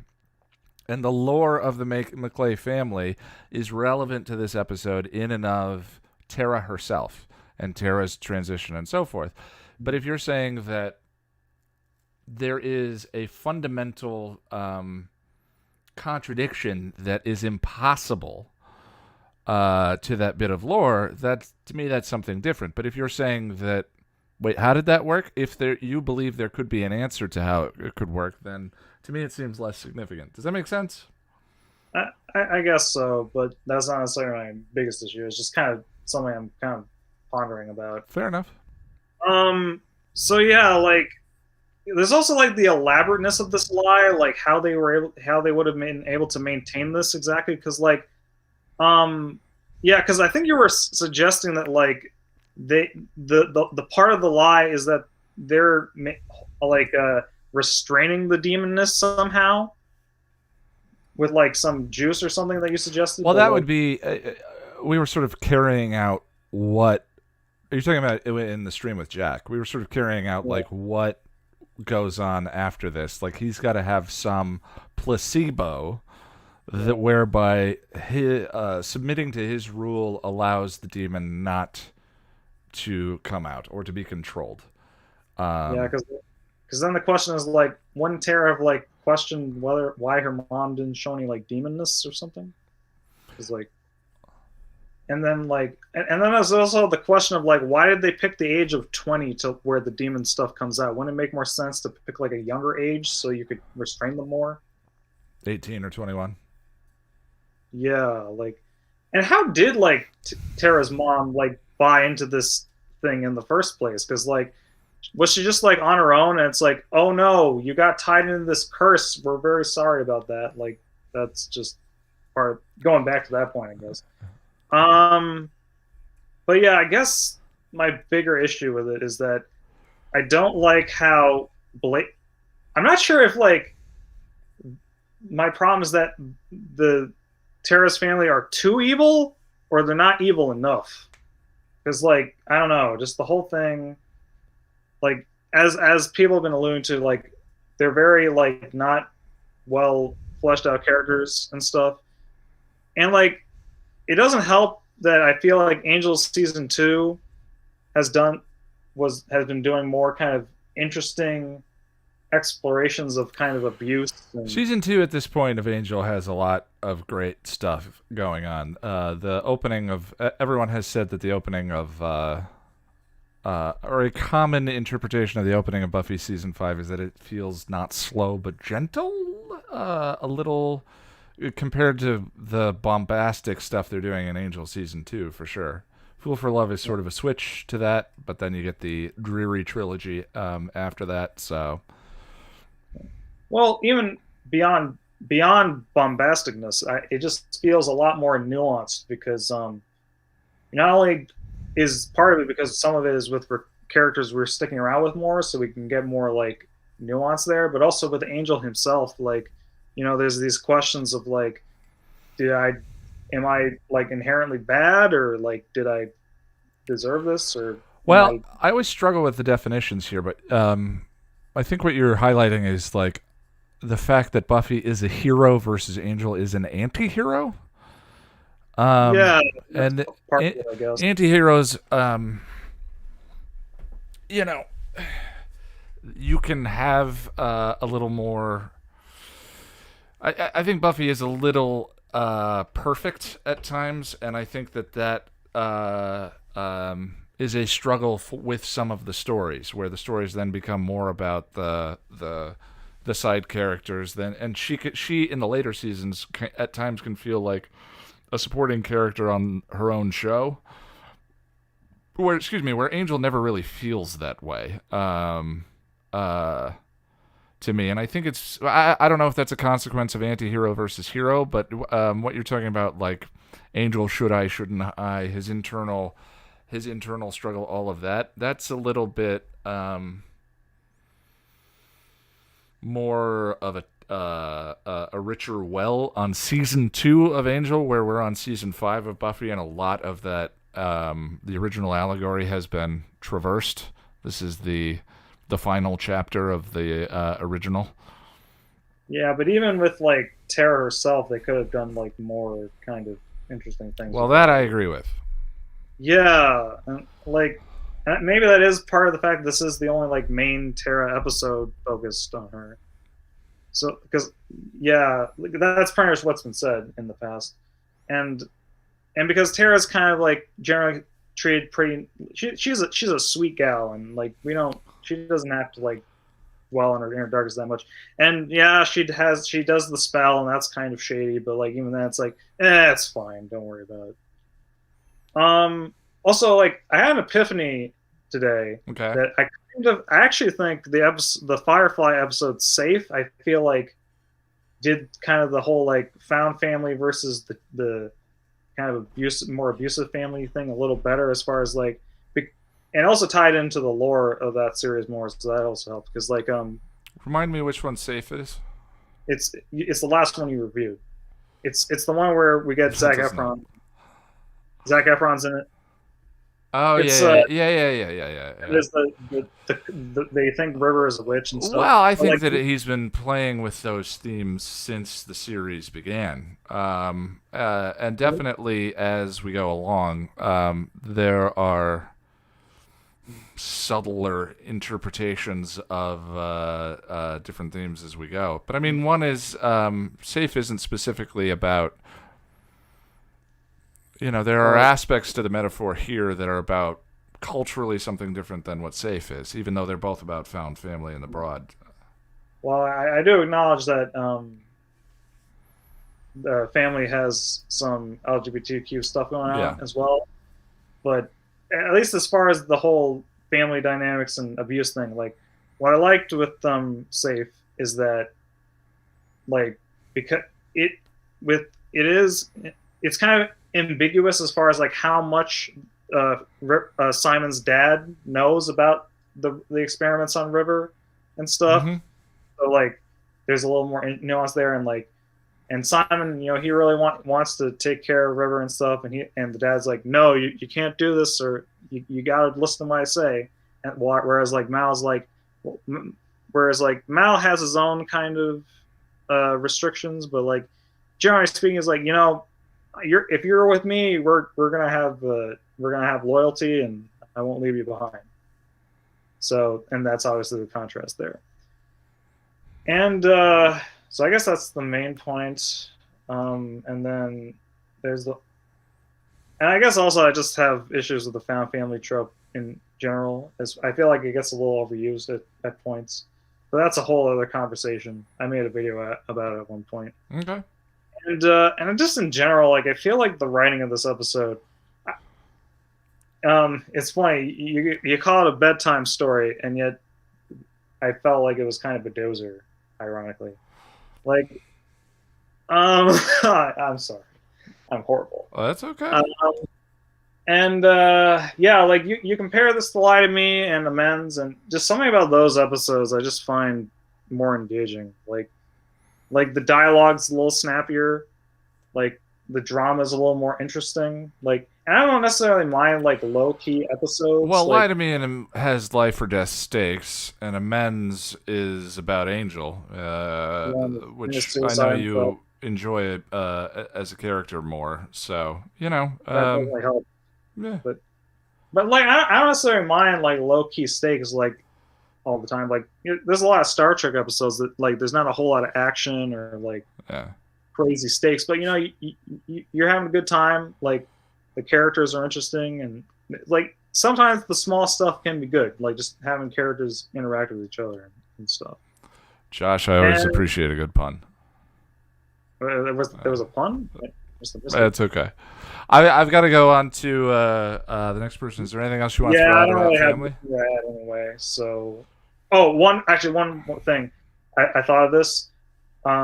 It's interesting to me that this is emphasizing chosen family over blood, but then in Blood Ties, the blood thing is kind of pushed more as far as like this is Summer's blood. You're just like me, and it's like, and while that's kind of not the main point, it does kind of obscure things a little bit. All right, but that would be for when we get to that. We'll get there. So, all right, bud. I'm pretty. Let me go on to Wonder. Wonder, hello. Hi there. Hi. Haven't seen you in a while. Yeah, it's been a while. Good to see you again. Yeah, welcome. I hope you had a good New Year's. Yeah, you too. So we're talking about family. But I don't think you've been here for the past few, sort of how season 5 is going, the direction things are going. Anything you want, wherever you want to weigh in. I think it's a good bit of world building. We talked about world building earlier. That a lot of TV kind of tends to make the mistake of bringing up this conflict out of nowhere and then having this big episode where they address it and then it goes away. Yeah. But Tara's been feeling like an outsider for a while, and it started with Tara like being just with Willow on the sidelines. It was just Tara and Willow, because Willow was hesitant to bring her in, and then she did it. But in Real Me, she just said, I'm an outsider, and I think that was what stood out to me in the scene when Willow was trying to get Tara to go with the group, and Tara wanted to look through the spell books to find the spell to hide herself, and Willow's really pressing her, where I think that if she wasn't so focused on, I gotta get her into the fold, I gotta make her feel more welcome, she might have seen that like Tara's like going through something, her demeanor, like there's a problem there. She might have been more in tune with her emotions there. Okay. I think that's kind of, that also kind of is reflected a little bit in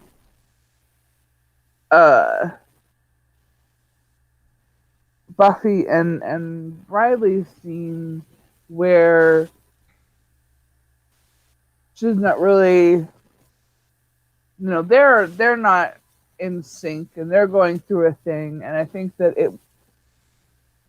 it could have been made better if it's not so much that she didn't tell him what was going on, and that she was not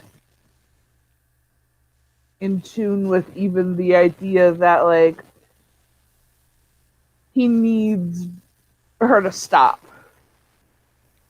And you mean by stop to take a breath and notice him, or yeah, and take his feelings into account. She doesn't have to share. I don't think she would have to share everything with him, but just to have a reassurance and take a moment, address his feelings, and say, "Hey, I can't tell you everything. I can't tell anybody everything. I'm going through something that's very scary, but I'm here with you." And so it's like that, but almost reflection, but they're completely different. Like Buffy and Riley are on a destructive path, and Tara and Will on the opposite. Well, no, it's a nice parallel, and I mean, I think there was some setup starting in season 4 with Hush to let these two relationships reveal different things about each other, and where they sort of have remained in a rough kind of lockstep, but an inverted one, and that's a nice inverted parallel that you're highlighting. How they both sort of miss each other's communications, but one of the episodes in one of the couples has the truth outed completely by the end of it, and they are better for it. And the other one, everything remains below board. And things get worse. Riley's not there for the Weir family. Weir family, except for, and he's not there by virtue of a choice to, not be in the group. So, yeah, I like it. That's a good parallel. Yeah, and I think that in different hands, it could have been a lot. Like, it's just like, just out of nowhere, Tara's feeling like an outsider, and then this happens. It's all good. But it's just, it works so well, not just because of world building, but just, the episode is good on its own, but the world building, all of this, and so well done. I think it's funny that Harmony is like still takes the time to notice that there's a sale and appreciate there's a sale. Mercedes does a great job. Yep. And I can't really think too much else. That's pretty much me.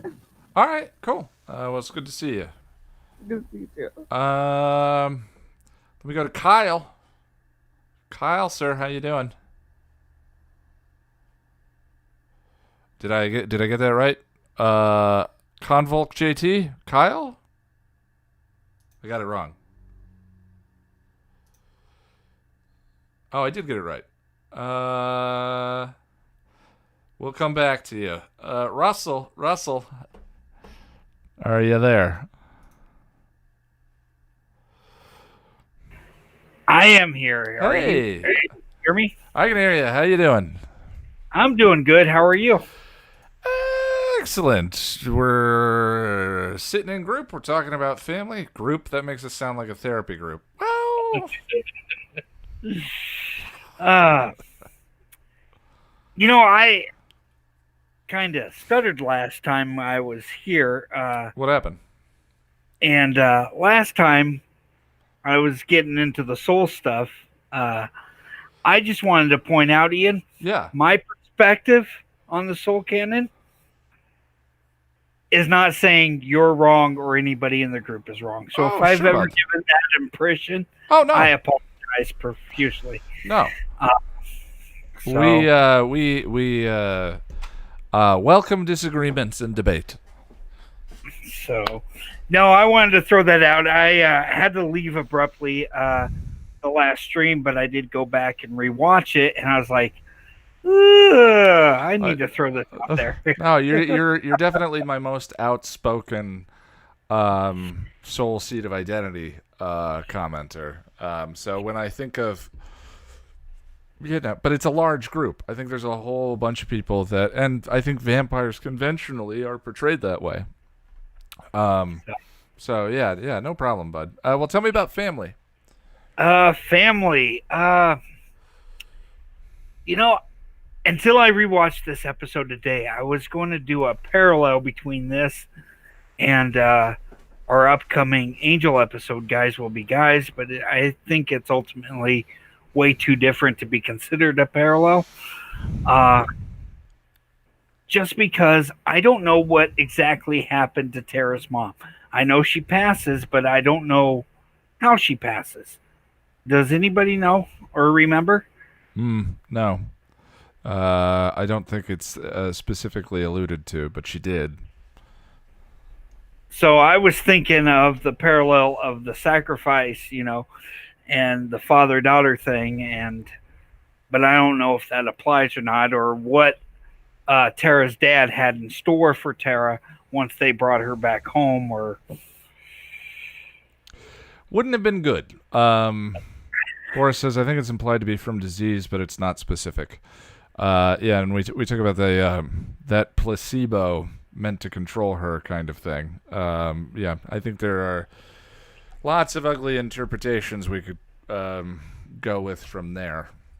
But yeah. A lot of ugly things we could go from there.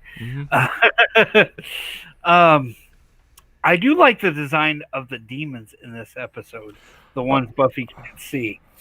They're interesting. There's something about them. I'm definitely getting that. It's pretty understated compared to some of the other stuff that we see, and yet you're not the first person to make that comment. I think it's creepy, especially with the tongue thing and the slashes on the face thing, and just I can't put my finger on it, but they remind me of something else, and like I said, I can't put my finger on that. Yeah. Spike. You said something about Spike that something about him lying. That he doesn't care at the end of the episode. What bothers you about that? He does care, but I think it's more. I think he's trying to earn points with Buffy at this point. Okay. Well, yes, I agree. Also, just a small reservation I have. Doesn't Buffy see Spike, or can she not see him either when they're fighting the demon? So the way that edit was put together confused me until I wrote the episode guide. So they have a shot of Spike on the ground, chokeholding the demon. They show a shot of Sarah Michelle Gellar standing up. And then they show a handheld camera shot of the camera panning the room. And there, specifically in the shot, is the place where James Marsters is, and he's invisible. And then she runs out of the room. But I missed it. I mean, I've watched that episode, 7-8 times, until I watched it for the episode guide, and then realized she can't see him. And that's why he makes the joke as she runs out of the room, "You're welcome." Buffy probably would have ignored him anyway, which I think is why that joke doesn't punctuate the fact that she can't see him clearly.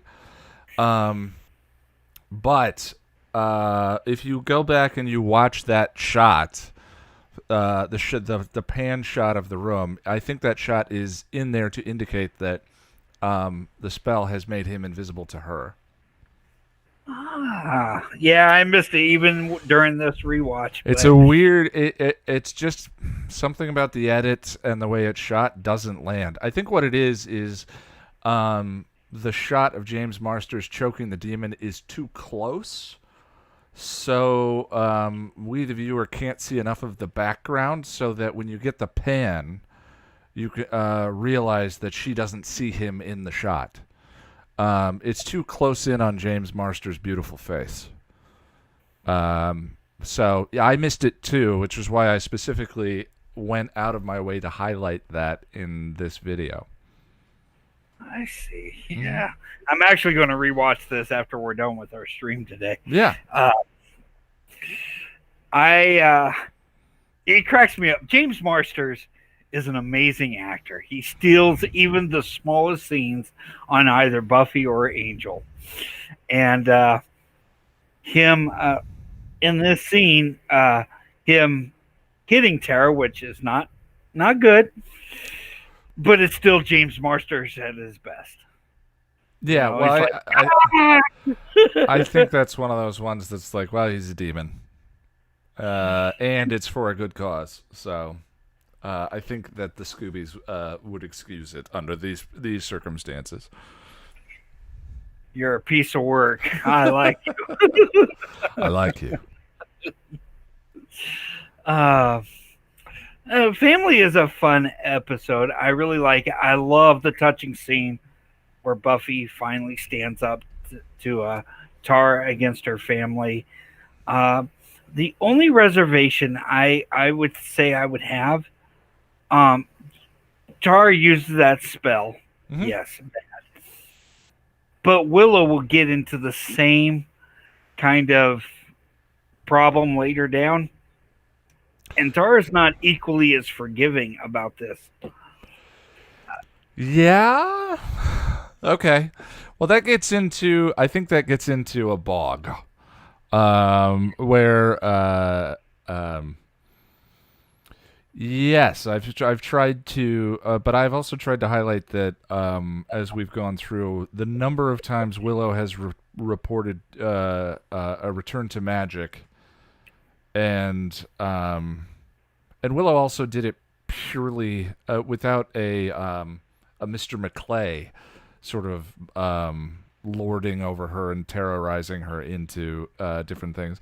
But again, you get into a circumstances of what about sort of comparing one versus the other, and I think they both need to be sort of measured in their own individual weights. But I see what you're saying.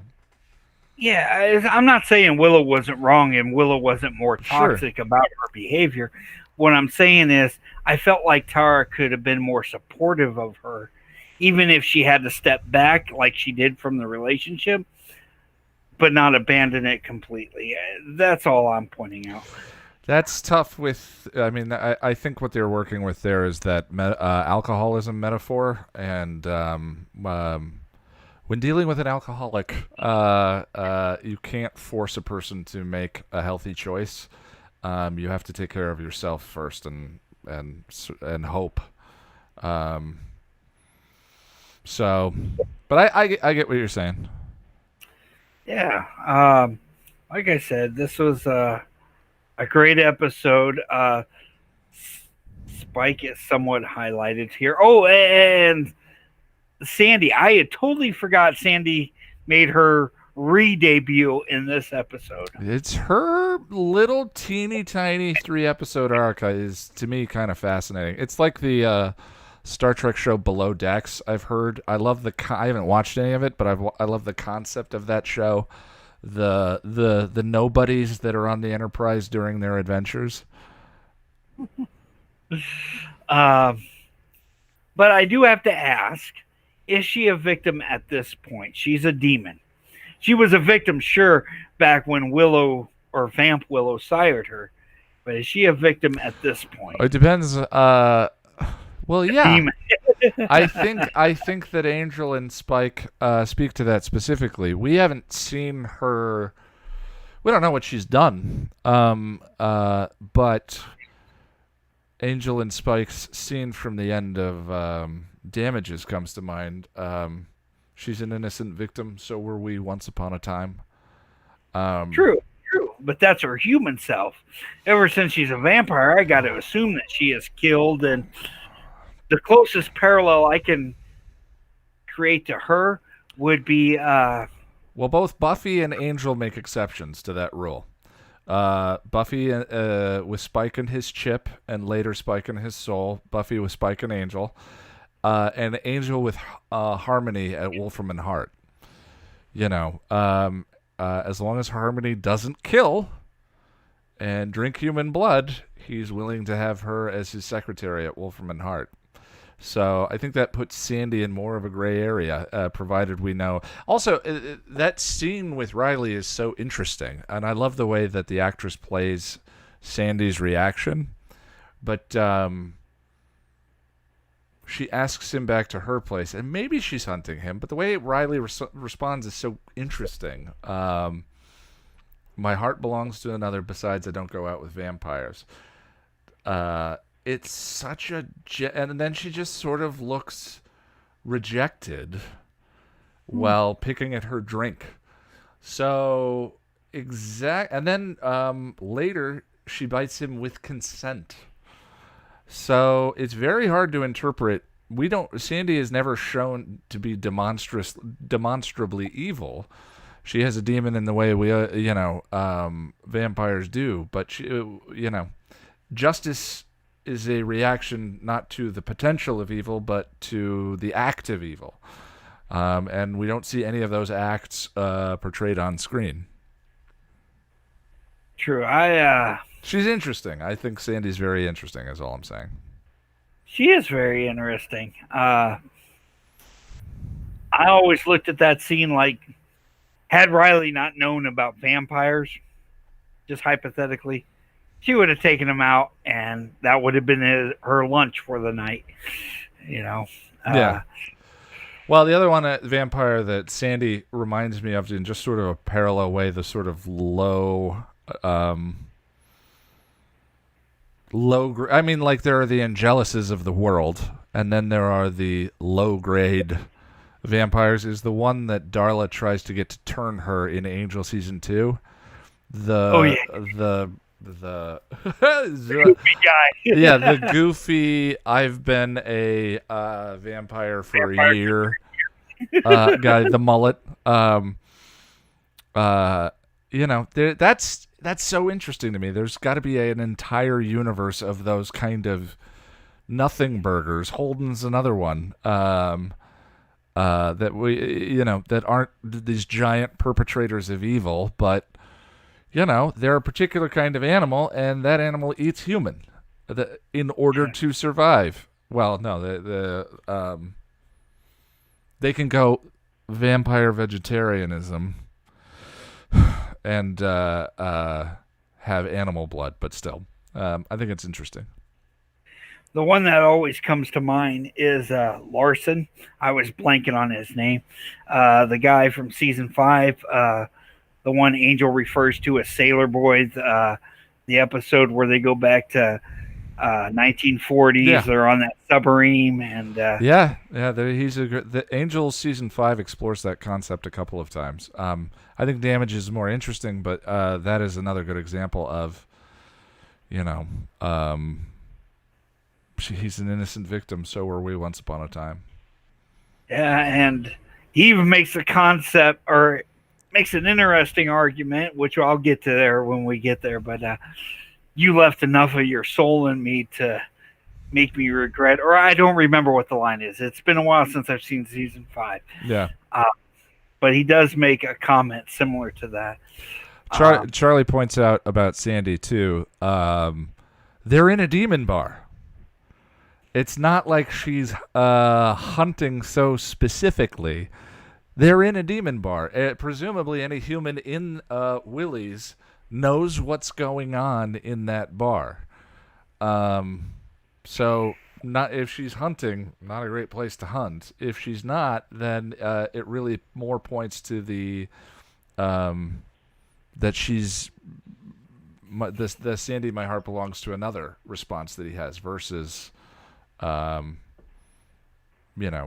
she was going to kill him. But I do need to move on. Russell, is there anything else you want to throw out about family? No, family's pretty good. Thank you, bud. All right, bud. Let me go to Kyle. Are you there? Yeah, I am here. Kyle, and then we'll wrap up with Sarah, I think. Yeah, I think that'd be everyone then. Oh, Tom. Oh, Tom. Sorry, Tom. We'll go Sarah and then Tom. Kyle, hey, how you doing? I'm doing all right. I haven't been here for a few episodes, mainly because I was sleeping during that time. Being in Australia, 8 a.m. is really early for a university student now. I understand. Yeah. Hi, Jack. I guess my opening thoughts is I really love this episode. I guess when I was younger, like 14, when I watched the show for the first time, it was like an episode that I thought was good, but it never like stuck to my mind. Like it was never an episode I thought about or anything like that. But on rewatches, I've just grown to love it more and more and more.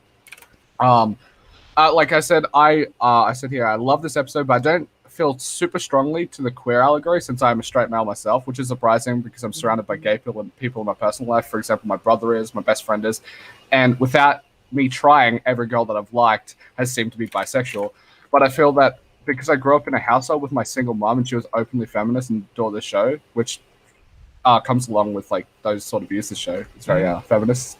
I guess I never was prone to the hostility towards gay people, except on my dad's side of the family. But since I never saw them, and until I was much older, I just wasn't surrounded by homophobia at all. So like, I never felt attached to the queer allegory, which is interesting, I think. But like, I really love the episode itself. Okay. Yeah. That was very fast and a lot. I'll parse that out. What else you got? Yeah, I said talking about the side characters sometimes lacking depth and gravitas to their lives in the episodes. For example, we spoke about like Tara. We only saw like those 2 seconds, etc. I wish there was a lot more episodes with like Anya and Tara and stuff like that, similar to the Zeppo, where we have a full episode of like seeing through their eyes. Which I thought if like we had an episode like that for most of these characters, it'd be really interesting to see like that sort of character study. Yeah, I mean Harmony gets one. Like we could have had a couple more for the women on Buffy. Yeah, it's actually I never even thought that we had one for Harmony. Yeah, I forget about it. Granted, season 5 of Angel is surrounded by so many good episodes that one kind of just like eludes me sometimes.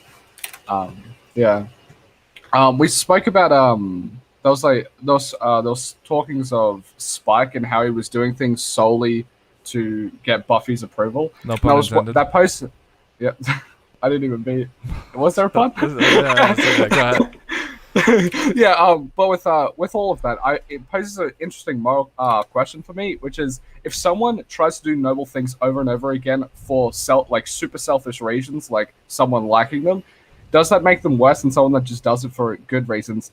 Consider if we talk about if they just continue to do nice things, like if Spike forever just continues to do nice things solely to impress Buffy, is that worse than if someone just did it for good, noble reasons? Well, it depends on your philosophy. I mean, if you're talking about the math, there is no universal math that's keeping score. So it comes down to the intrinsic philosophy of the person or what you believe is most right. If it's the utilitarian perspective, then no, there's not really a dramatic difference because motivation is less important than the net good that a person's actions put out into the universe. But if it's deontological, right? If it's the other point of view, if it's sort of like the existential perspective, then yeah, it makes a big difference. Fair enough. And I think in terms of, I think it makes a difference in terms of the meaning that it evokes for the people around them, or rather the not the meaning, that's the wrong choice of words, but the validity, the honesty of the action. Yeah, there are definitely differences, but I see where you're going with it. It's just sort of like that it ends up being one of the issues with the math, the philosophy of math when it comes to good versus evil, is I think motivations do matter. Speaking personally, rather, I don't think broadly there is a clear. I would say that there is room for consequentialism to have motivate, like intent being a part. Like, for example, we would want a world where most people have good intentions. So because they're more consistently going to do outcomes that harm less people, that sort of thing, like more real utilitarian. That's delving into quite a bit of like philosophy and stuff like that. Yeah, but, in the end of Angel season 4 would like a moment with you, is all I'll say. Yeah. It got brought up the Sailor Boy episode in season 5 is actually one of my favorite episodes. I think it gets. I didn't realize this, but it gets a lot of shit. I don't know. Which one? Don't know too much why. The Sailor Boy, the one that comes after You're Welcome with the Nazi spike and stuff like that. Yeah. I actually really like that we episode. carried. I'm confusing something. Isn't it What We Carried? It's a play on a very famous World War II book. Yeah, Why We Fight, I think. Why We Fight? Something like that? Yeah, thank you, Boris. Yeah, I actually really like that. It was just brought up a tiny bit, and I really like that episode. But I found her more rewatches, as I loved Anya's character before, but she's like growing on me even more with every single time I watch the show, which I found really interesting. Because she was like probably my top 3 favorite characters, but she's like even climbing up more and more every single time I watch it. Like she has just little quips, like when they're like moving and stuff like that. And she just like kept making tiny little jabs, like, "Oh yeah, and we just did this, but it's great." I just love that sort of like sarcasm stuff. It's really cool. Emma Caulfield has some of the best delivery of anyone on the show. It might be the best. She might have the best delivery of anyone on the show. But I mean, that's a stiff race, one way or another. It really is. Yeah, but her comic timing is phenomenal. Yeah, it's really good. Yeah. And that building on that is the tiny little part where I adore Anya really wanting to learn about Tara's joke. Like it's very cute. At the end, like she's actually like really into like trying to understand like what Tara is saying. Still not funny at the end. Yeah, but she had an invested interest at the start. Like she was like really into like, oh yeah, it's still not funny though. Well, it's funny too. The most socially awkward character on the show, fascinated with for lack of a better term, the math of Anya's joke or Tara's joke. Is a wonderful bit. It's very funny. Yeah, I really like it. And my last point is I've been watching all these rewatches with you on the HD version, which has its issues. But I found out that watching on the HD version, I've picked up on a lot more of the set design. Sure. Because like, I mean, that's one of the reasons we wish the HD transfer was good. Yeah. But watching that, it's like I never like the sets. I always knew the show was like really good at nearly every single aspect of it. Mm-hmm. But like, I haven't really I haven't picked up on the sets that much. But like the sets are like really intricate and they're really cool. It's the same way with I didn't really know much or pick up on much of the costumes until watching like Sarah's videos and stuff like that. And the costumes actually have a lot of depth to them, and that's like something I never saw before. And the same thing with like the sets and stuff like that. Me neither, until Sarah started coming to group. Yeah. Anyway, that's all my points. All right, bud. Good chatting with you. Speaking of, let's go over to Sarah, and we'll wrap up with Mr. Tom. Hey. Hi. So I have visual aids. Okay.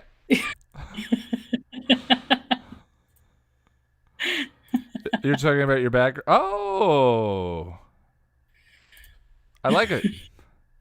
Does that actually read the right way around? Yes, it does. Okay, so that's for a costume thing. But I love this episode so much, and I love your video about it so much. Like I was threatening to have my eyeliner turn into Jack's. Well, you're one of the reasons why it's good. You are the Sarah that is quoted in the video and sourced in that. So, thank you too. Yeah, we had the greatest conversation about it, and I'm honored to have contributed to something so beautiful. Well, I mean, that has been one of the joys of the videos itself. The first time that I ever really got outside of my comfort zone was with Helpless. And it's been like, one of the things about being a straight white guy who self-applies the term feminist is like, you can self-apply all you want, but if you want to start getting into and talking about the kind of stuff that we do on the channel, you realize like part of that journey is just digging up your own ignorance over and over and over and over again. And there's a journey in this episode that I have no access to that I wanted to represent. And one of the ways that we got there was through our conversation. So I'm grateful. Yeah. Actually, that's a thing Josh and I were talking about a couple weeks ago, the whole, men who declare themselves feminists. Mm-hmm. And I was like, it's when you don't need to declare it. Sure. When you do it. You're right. Big difference. Big difference. So, like, yeah. Well, yeah, Josh it's like, I believe would be like, hey, look how feminist I am because I'm using my right? women. Yeah. Because the feminist stuff in here mostly came from the women. Yeah, it's like I believe in the I absolutely, I agree. Yeah, if you just do the work, you don't actually have to say anything. Yeah. Oh, well, God, I love this episode so much. I really do. You even published this video on my birthday, too. That's wonderful. Oh, I think I remember you mentioning that during the reveal stream, or whatever it's called, the premiere stream. I think we talked about it at my birthday party, which you were at, but I know you have the memory of Goldfish. I have a terrible memory. You know that. I know. Yeah. Okay, so I had thoughts. Okay. First of all, about the mechanics of the curse. The thing is, it doesn't need to be logical because it is a metaphor for homophobia. And please, someone explain to me the logic of homophobia. Different than me, scary. The metaphor can still work. It doesn't have to suck. It doesn't suck. You just don't understand it. Yeah. But that's okay. Well, yeah, so I think that was kind of one of the things that... Hold on, Boris. Let's let her Sarah talk. I can't prove that. Oh. Yeah. Yeah, it's a metaphor for something that doesn't make a lot of sense. Okay. So if you think it out terribly logically, maybe it doesn't, have to be explicitly, laid out, but it is a very, it feels very real. This is one of those, fiction isn't answerable to truth. It's answerable to the feel of life, the feel of truth, and especially speaking, as a queer person and also as a Middle Eastern woman, who has family like that, man. This may be, a lot of this may be on the nose, but sometimes, as Josh likes to say, sometimes some anvils need to be dropped. Yeah, that's always a tough line for me to understand, especially in writing this, and I think by virtue of my own privileged position, certainly. When I've talked about the misogyny on the show being so on the nose, I think that Mr. McClay is one of the more subtle representations of it compared to Good one, Peaches. You want me to work it off for you? I mean, I feel disgusting even citing that line, or you're a girl, or any of those. But I've heard that comment before from people when I said I find the hammer so frustrating because I think that I want to have the more nuanced or interesting discussion of power dynamics or any of that. But then again, we're talking about a show about adolescence, and as you said, maybe some of those anvils need to get dropped.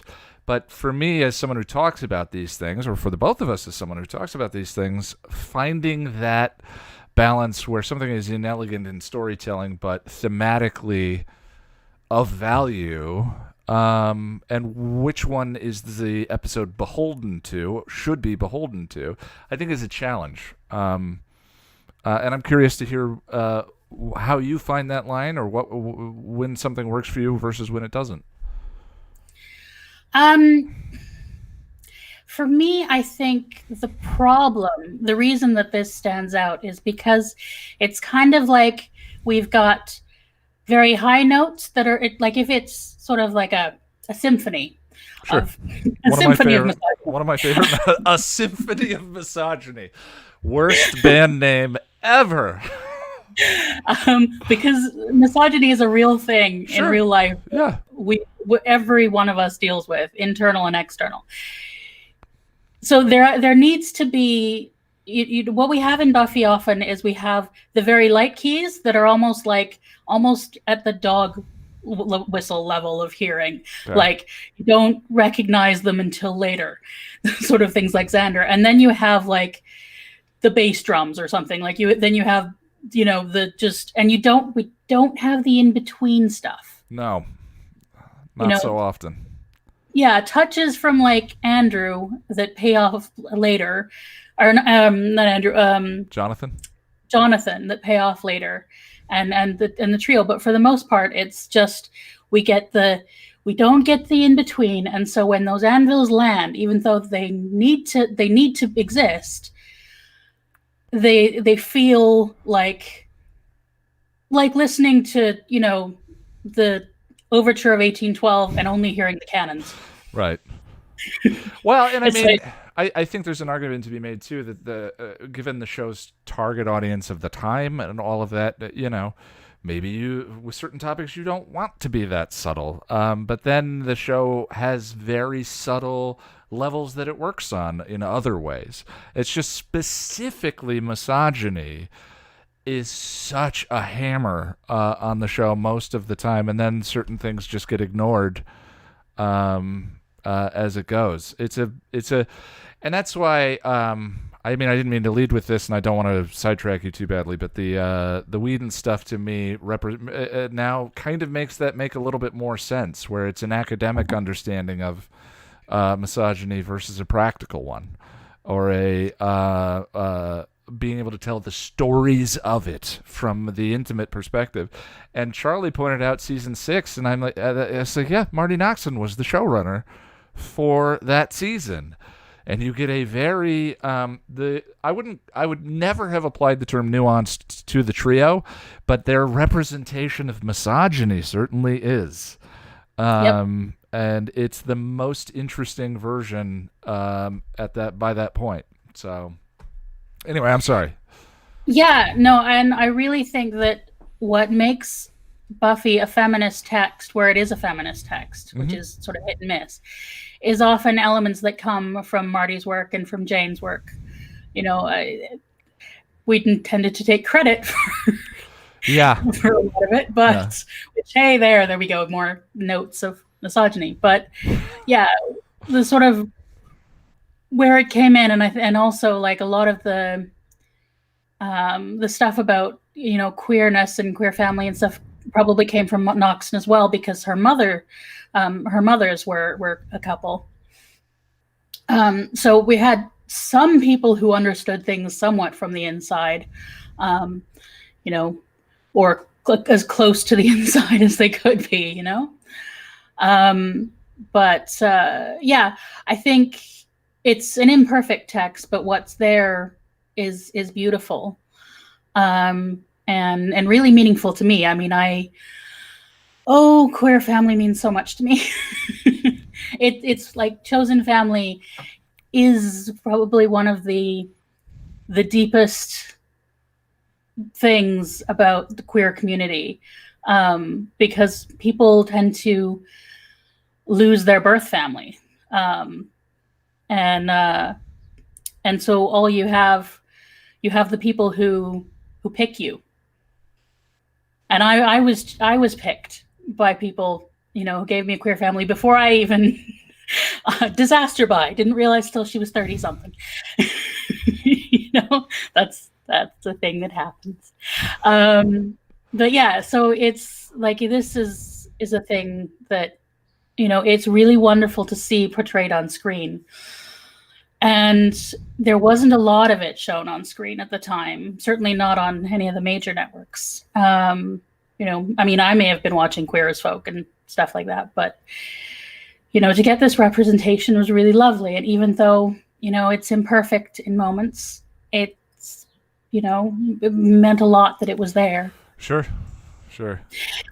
And now I have costume things, which is why I have lovely visual aid, because the colors that Tara wears in this is so like picked from queer stuff. Like she's got the peacock feather, which that was one of those codes put into queer art from like the Middle Ages.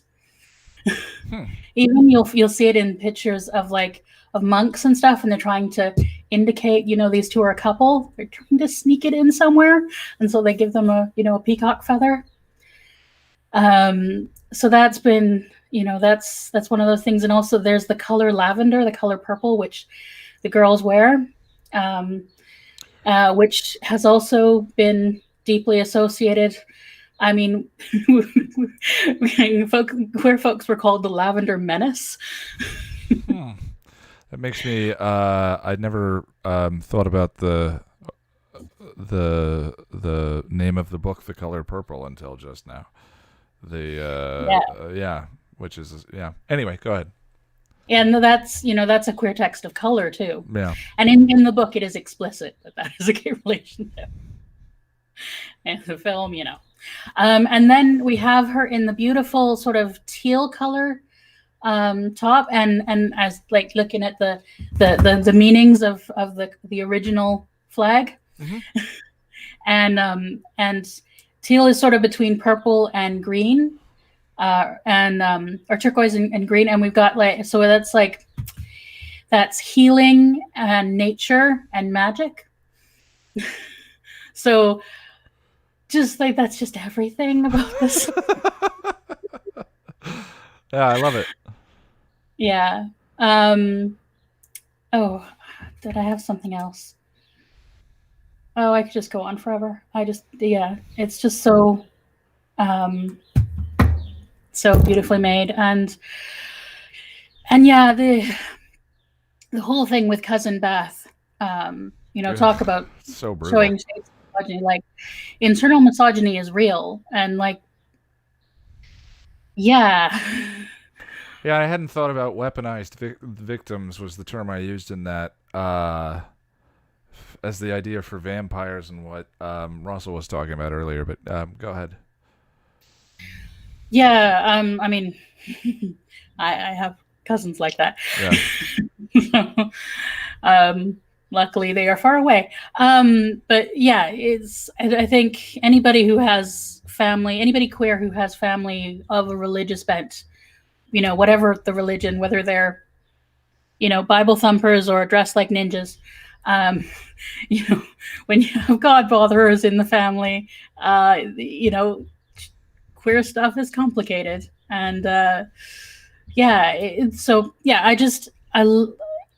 Tara standing up to her is so beautiful. It's so sad that, Beth can't, see things for herself, but Tara does stand up to her and then stands up to that father. Yeah, when Charlie was talking earlier, I'd not thought about Josh was talking earlier. I'd not thought about that quiet car ride home after that scene, and where things went from there. I think about West. Peace is not an easy thing to find. Interesting. Ever since reading the fanfic for the podcast, I've started thinking about all of those stories for those characters that were just in it for a little bit, but are so interesting for those moments. Mm-hmm. And one thing about not seeing enough Tara is that there's an extra textual reason for that. Okay. Which is Benson was trying to keep doing other projects. Oh, good. And especially now that we know that it was not a great work environment for her. Yes, she's the one who came out and said it. Buffy was a toxic environment. Yeah. So I think, much as we would all love more for the story, I think there's the fact that it was her choice. I think. I would always rather they took care of themselves, and more and more. I think when I first watched the show, Tara being absent as the first in season 7 was a little loud, given how that season plays out. But more and more, I respect her decision to not. I mean, I always respected her decision, but the more I've embraced that decision to not come back and to not. The first is such a awful. It's a villain that makes you feel gross, and it's meant to. But to leave Tara and Willow a little bit more pristine by not going there, I think was ultimately a nice decision. And given that it was hers, I appreciate that. I wish they'd talked about her more in 7, but yes, but it was all in the context of Willow, which is kind of one of the problems with that relationship, of course. Yeah, we were just talking about this sort of thing on in the Lonnie's Discord. Yeah. Dan's verse, and we were saying, that the sort of, if only it had been Dawn who went to the grave with Willow. So because Dawn, how much Dawn loved her, there would have been a wonderful moment of catharsis. But we have what we have. Yeah, I have issues with Grave for that reason, or for a couple of different reasons. Xander and Willow stuff is nice, but some of the other stuff struggles. Yeah, I love the Xander moment, but yes, there are things that could have been. I mean, in nearly every episode, there are things that could have been tweaked to be a little better if they'd had a little more time. Of course, yeah. And any one of these discussions hopefully includes the proviso. Don't know the difficulties involved in making 22 episodes of a show. I'm sure they're insane, and nothing's perfect, and you're subject to decades of scrutiny if you're successful. Because that means you weren't forgotten. Yeah. At least they, most of the time they hit on something true. Yes. Which is the most important thing. Yes. That's the thing is I'll take Grave over 100 different finales from other shows that I've long forgotten about. For all its what I call problems, there's enough beauty and emotional resonance there that I don't care. Yep. So. Yeah, and I guess I'll just last thing is just I think the real emotional truth to this episode that I think it's the what family truly is, I think, is when you can show people your worst, your most inner things that you think are broken, and they accept you anyway. Mm-hmm. And I think we are all lucky to have those people, a couple of them in our lives, hopefully. And yeah, I think that's what family is. And I think that's everything in this episode is that, everything around it is wonderful, but those moments of being seen and being loved are just, that's what we come to art for. Yes, and I think that's and Buffy hits some of those marks so well that I think that's one of the reasons why these continued discussions are important. Why the reclaiming is important, because we get to say, really, at the end of the day, what that means now. Through the discussion, and to sort of cut away and let the rest go. So yeah, and Buffy has given, as sad as it is that it was made in a difficult work environment, it has given us the language to the opportunities to have that seeing in each other, as I have found in a couple of the people in this. You know how much I love Josh and Jack. Yeah. And you and Charlie are lovely too. But you know I call Jack my brother. Right. So. Yeah, I understand. So yeah, I mean, I think that it's wonderful that art, and however flawed, has given us the way to, to speak to each other and to find that in us, and that is, that's everything about being human, isn't it? I agree. Well, let's go over to Tom and have Tom take us home. Russell.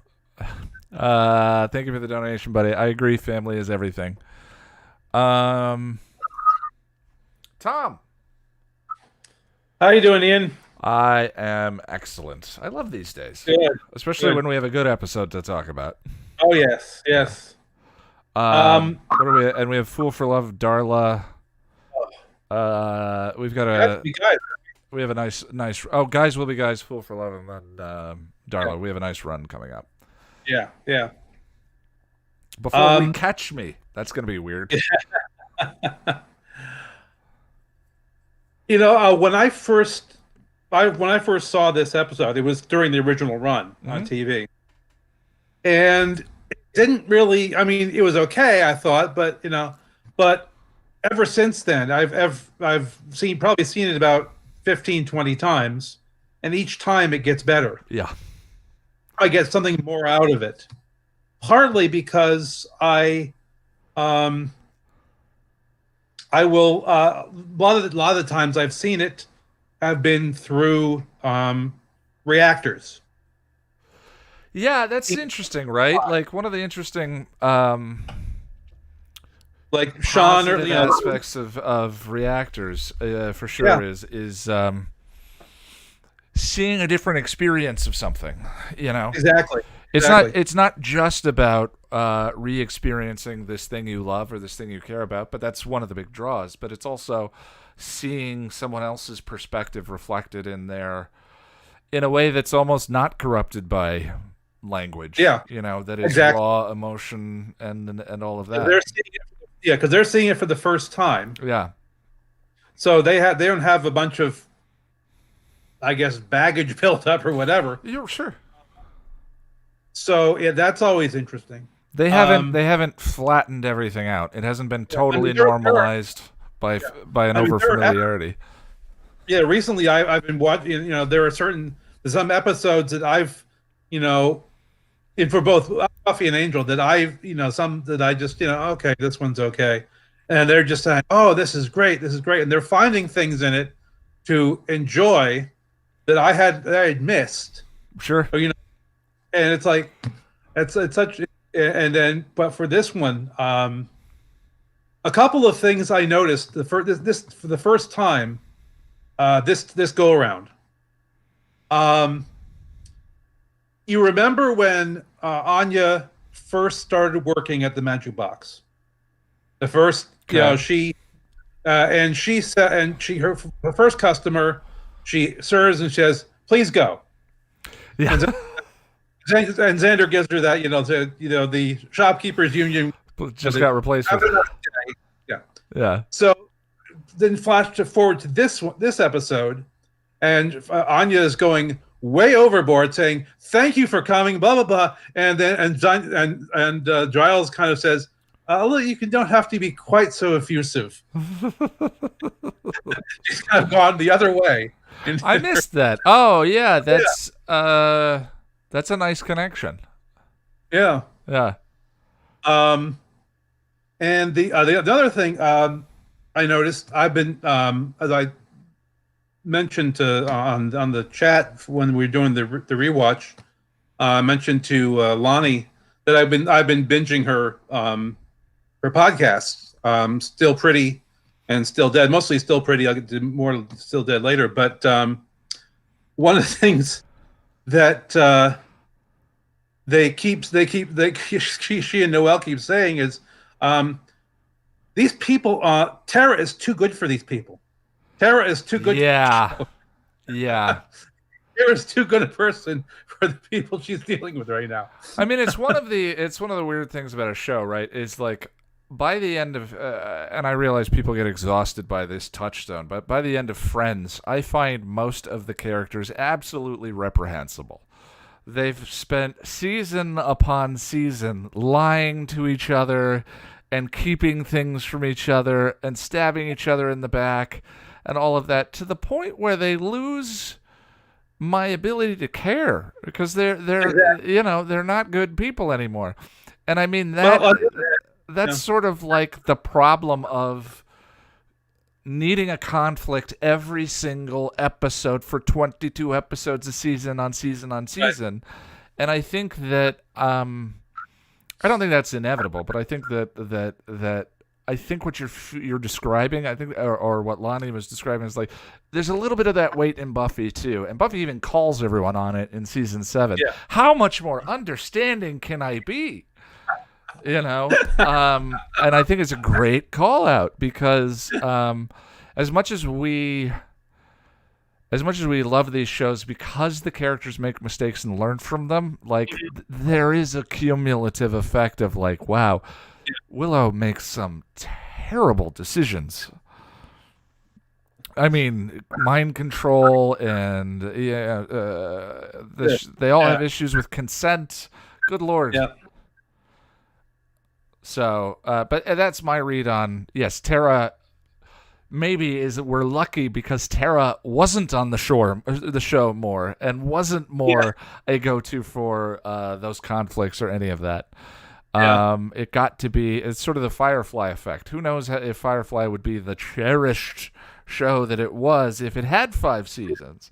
But at 12 episodes or whatever it was, 13 episodes in the movie, 14. It got to be just this beautiful thing that existed for a finite period in time. Let's see. I got a couple of notes here. This doesn't. Okay, I did that. Okay, one thing that came to mind when I was watching this show this time, I started to wonder, because after this show, after this particular episode, despite all her faults, Joyce is still the best parent anybody in this group has ever seen. Well, I don't count Riley, but I'm counting the. Well, Tara, that's a metaphor, Mommy. Willow, Giles, whatever. I mean, define low bar, right? Exactly, but still, I mean, she's, at least she hasn't, the things that Joyce is almost defined by the bad things she hasn't done compared to. Right. I mean. Yeah. Let me ask you this. It's sort of like Riley. One of the arguments I hear for Riley is he never murdered anyone. He didn't assault her. It's like, well, yeah, low bar. Yeah, low bar. But I'm kind of wondering who was, I don't want to say luckier, slightly more fortunate in their in the growing up in the family they grew up in, Tara or Xander. Oh. Or they just both get screwed for the same amount, different ways. I think Xander, by virtue of position alone, in a toss-up, he definitely has a little bit more of a privileged position to start from. True. On the other hand, I don't think if Tara ever called home and her parent answered the phone, they wouldn't recognize her immediately. Yeah, but then would Tara ever want to call home? When she yells alive and say, "Hi, Mom, it's Xander." Xander, yeah, boy, that is a race to the bottom. That competition. But and I of course. I loved in terms of acting. I mean, moments, Tara's moments and such. But when I love Allison's little facial tics and such when in the shop when Tara is introducing everybody. Yeah. Introducing her family to her father to the shop. This is Mr. Giles, and these are my friends. And Mr. she does Giles. because you know. Interesting. Tara's doing it because you know they're both witches. Yeah. But she knows that her father probably doesn't really want to be introduced to any of the females in the group because you know they might be witches too. Yeah. And the bad influence on they would of course be blamed for being a bad influence. So he introduces the man to the man. That's interesting. Yeah, I think you're right, and I didn't pick up on that. That's see Willow kind of like, oh yeah, right, okay, and she's she doesn't overdo it, but just it's nice, subtle, like. Well, and her picking up on her calling him Mr. Giles too. I mean, she calls him Mr. Giles, but she calls her dad Sir, too. Yeah, interesting. She calls him Mr. Giles. That's just the way the way she was raised. Yeah, respectful. And she doesn't, and she obviously doesn't know him that well. Yeah. Even everybody else calls him Giles, but she doesn't. I think doesn't feel she knows him well enough to call him Giles. Yeah, yeah. Well, Amber Benson does some great stuff too. With the He is absolutely wonderful. Everybody is wonderful in this show. Yeah.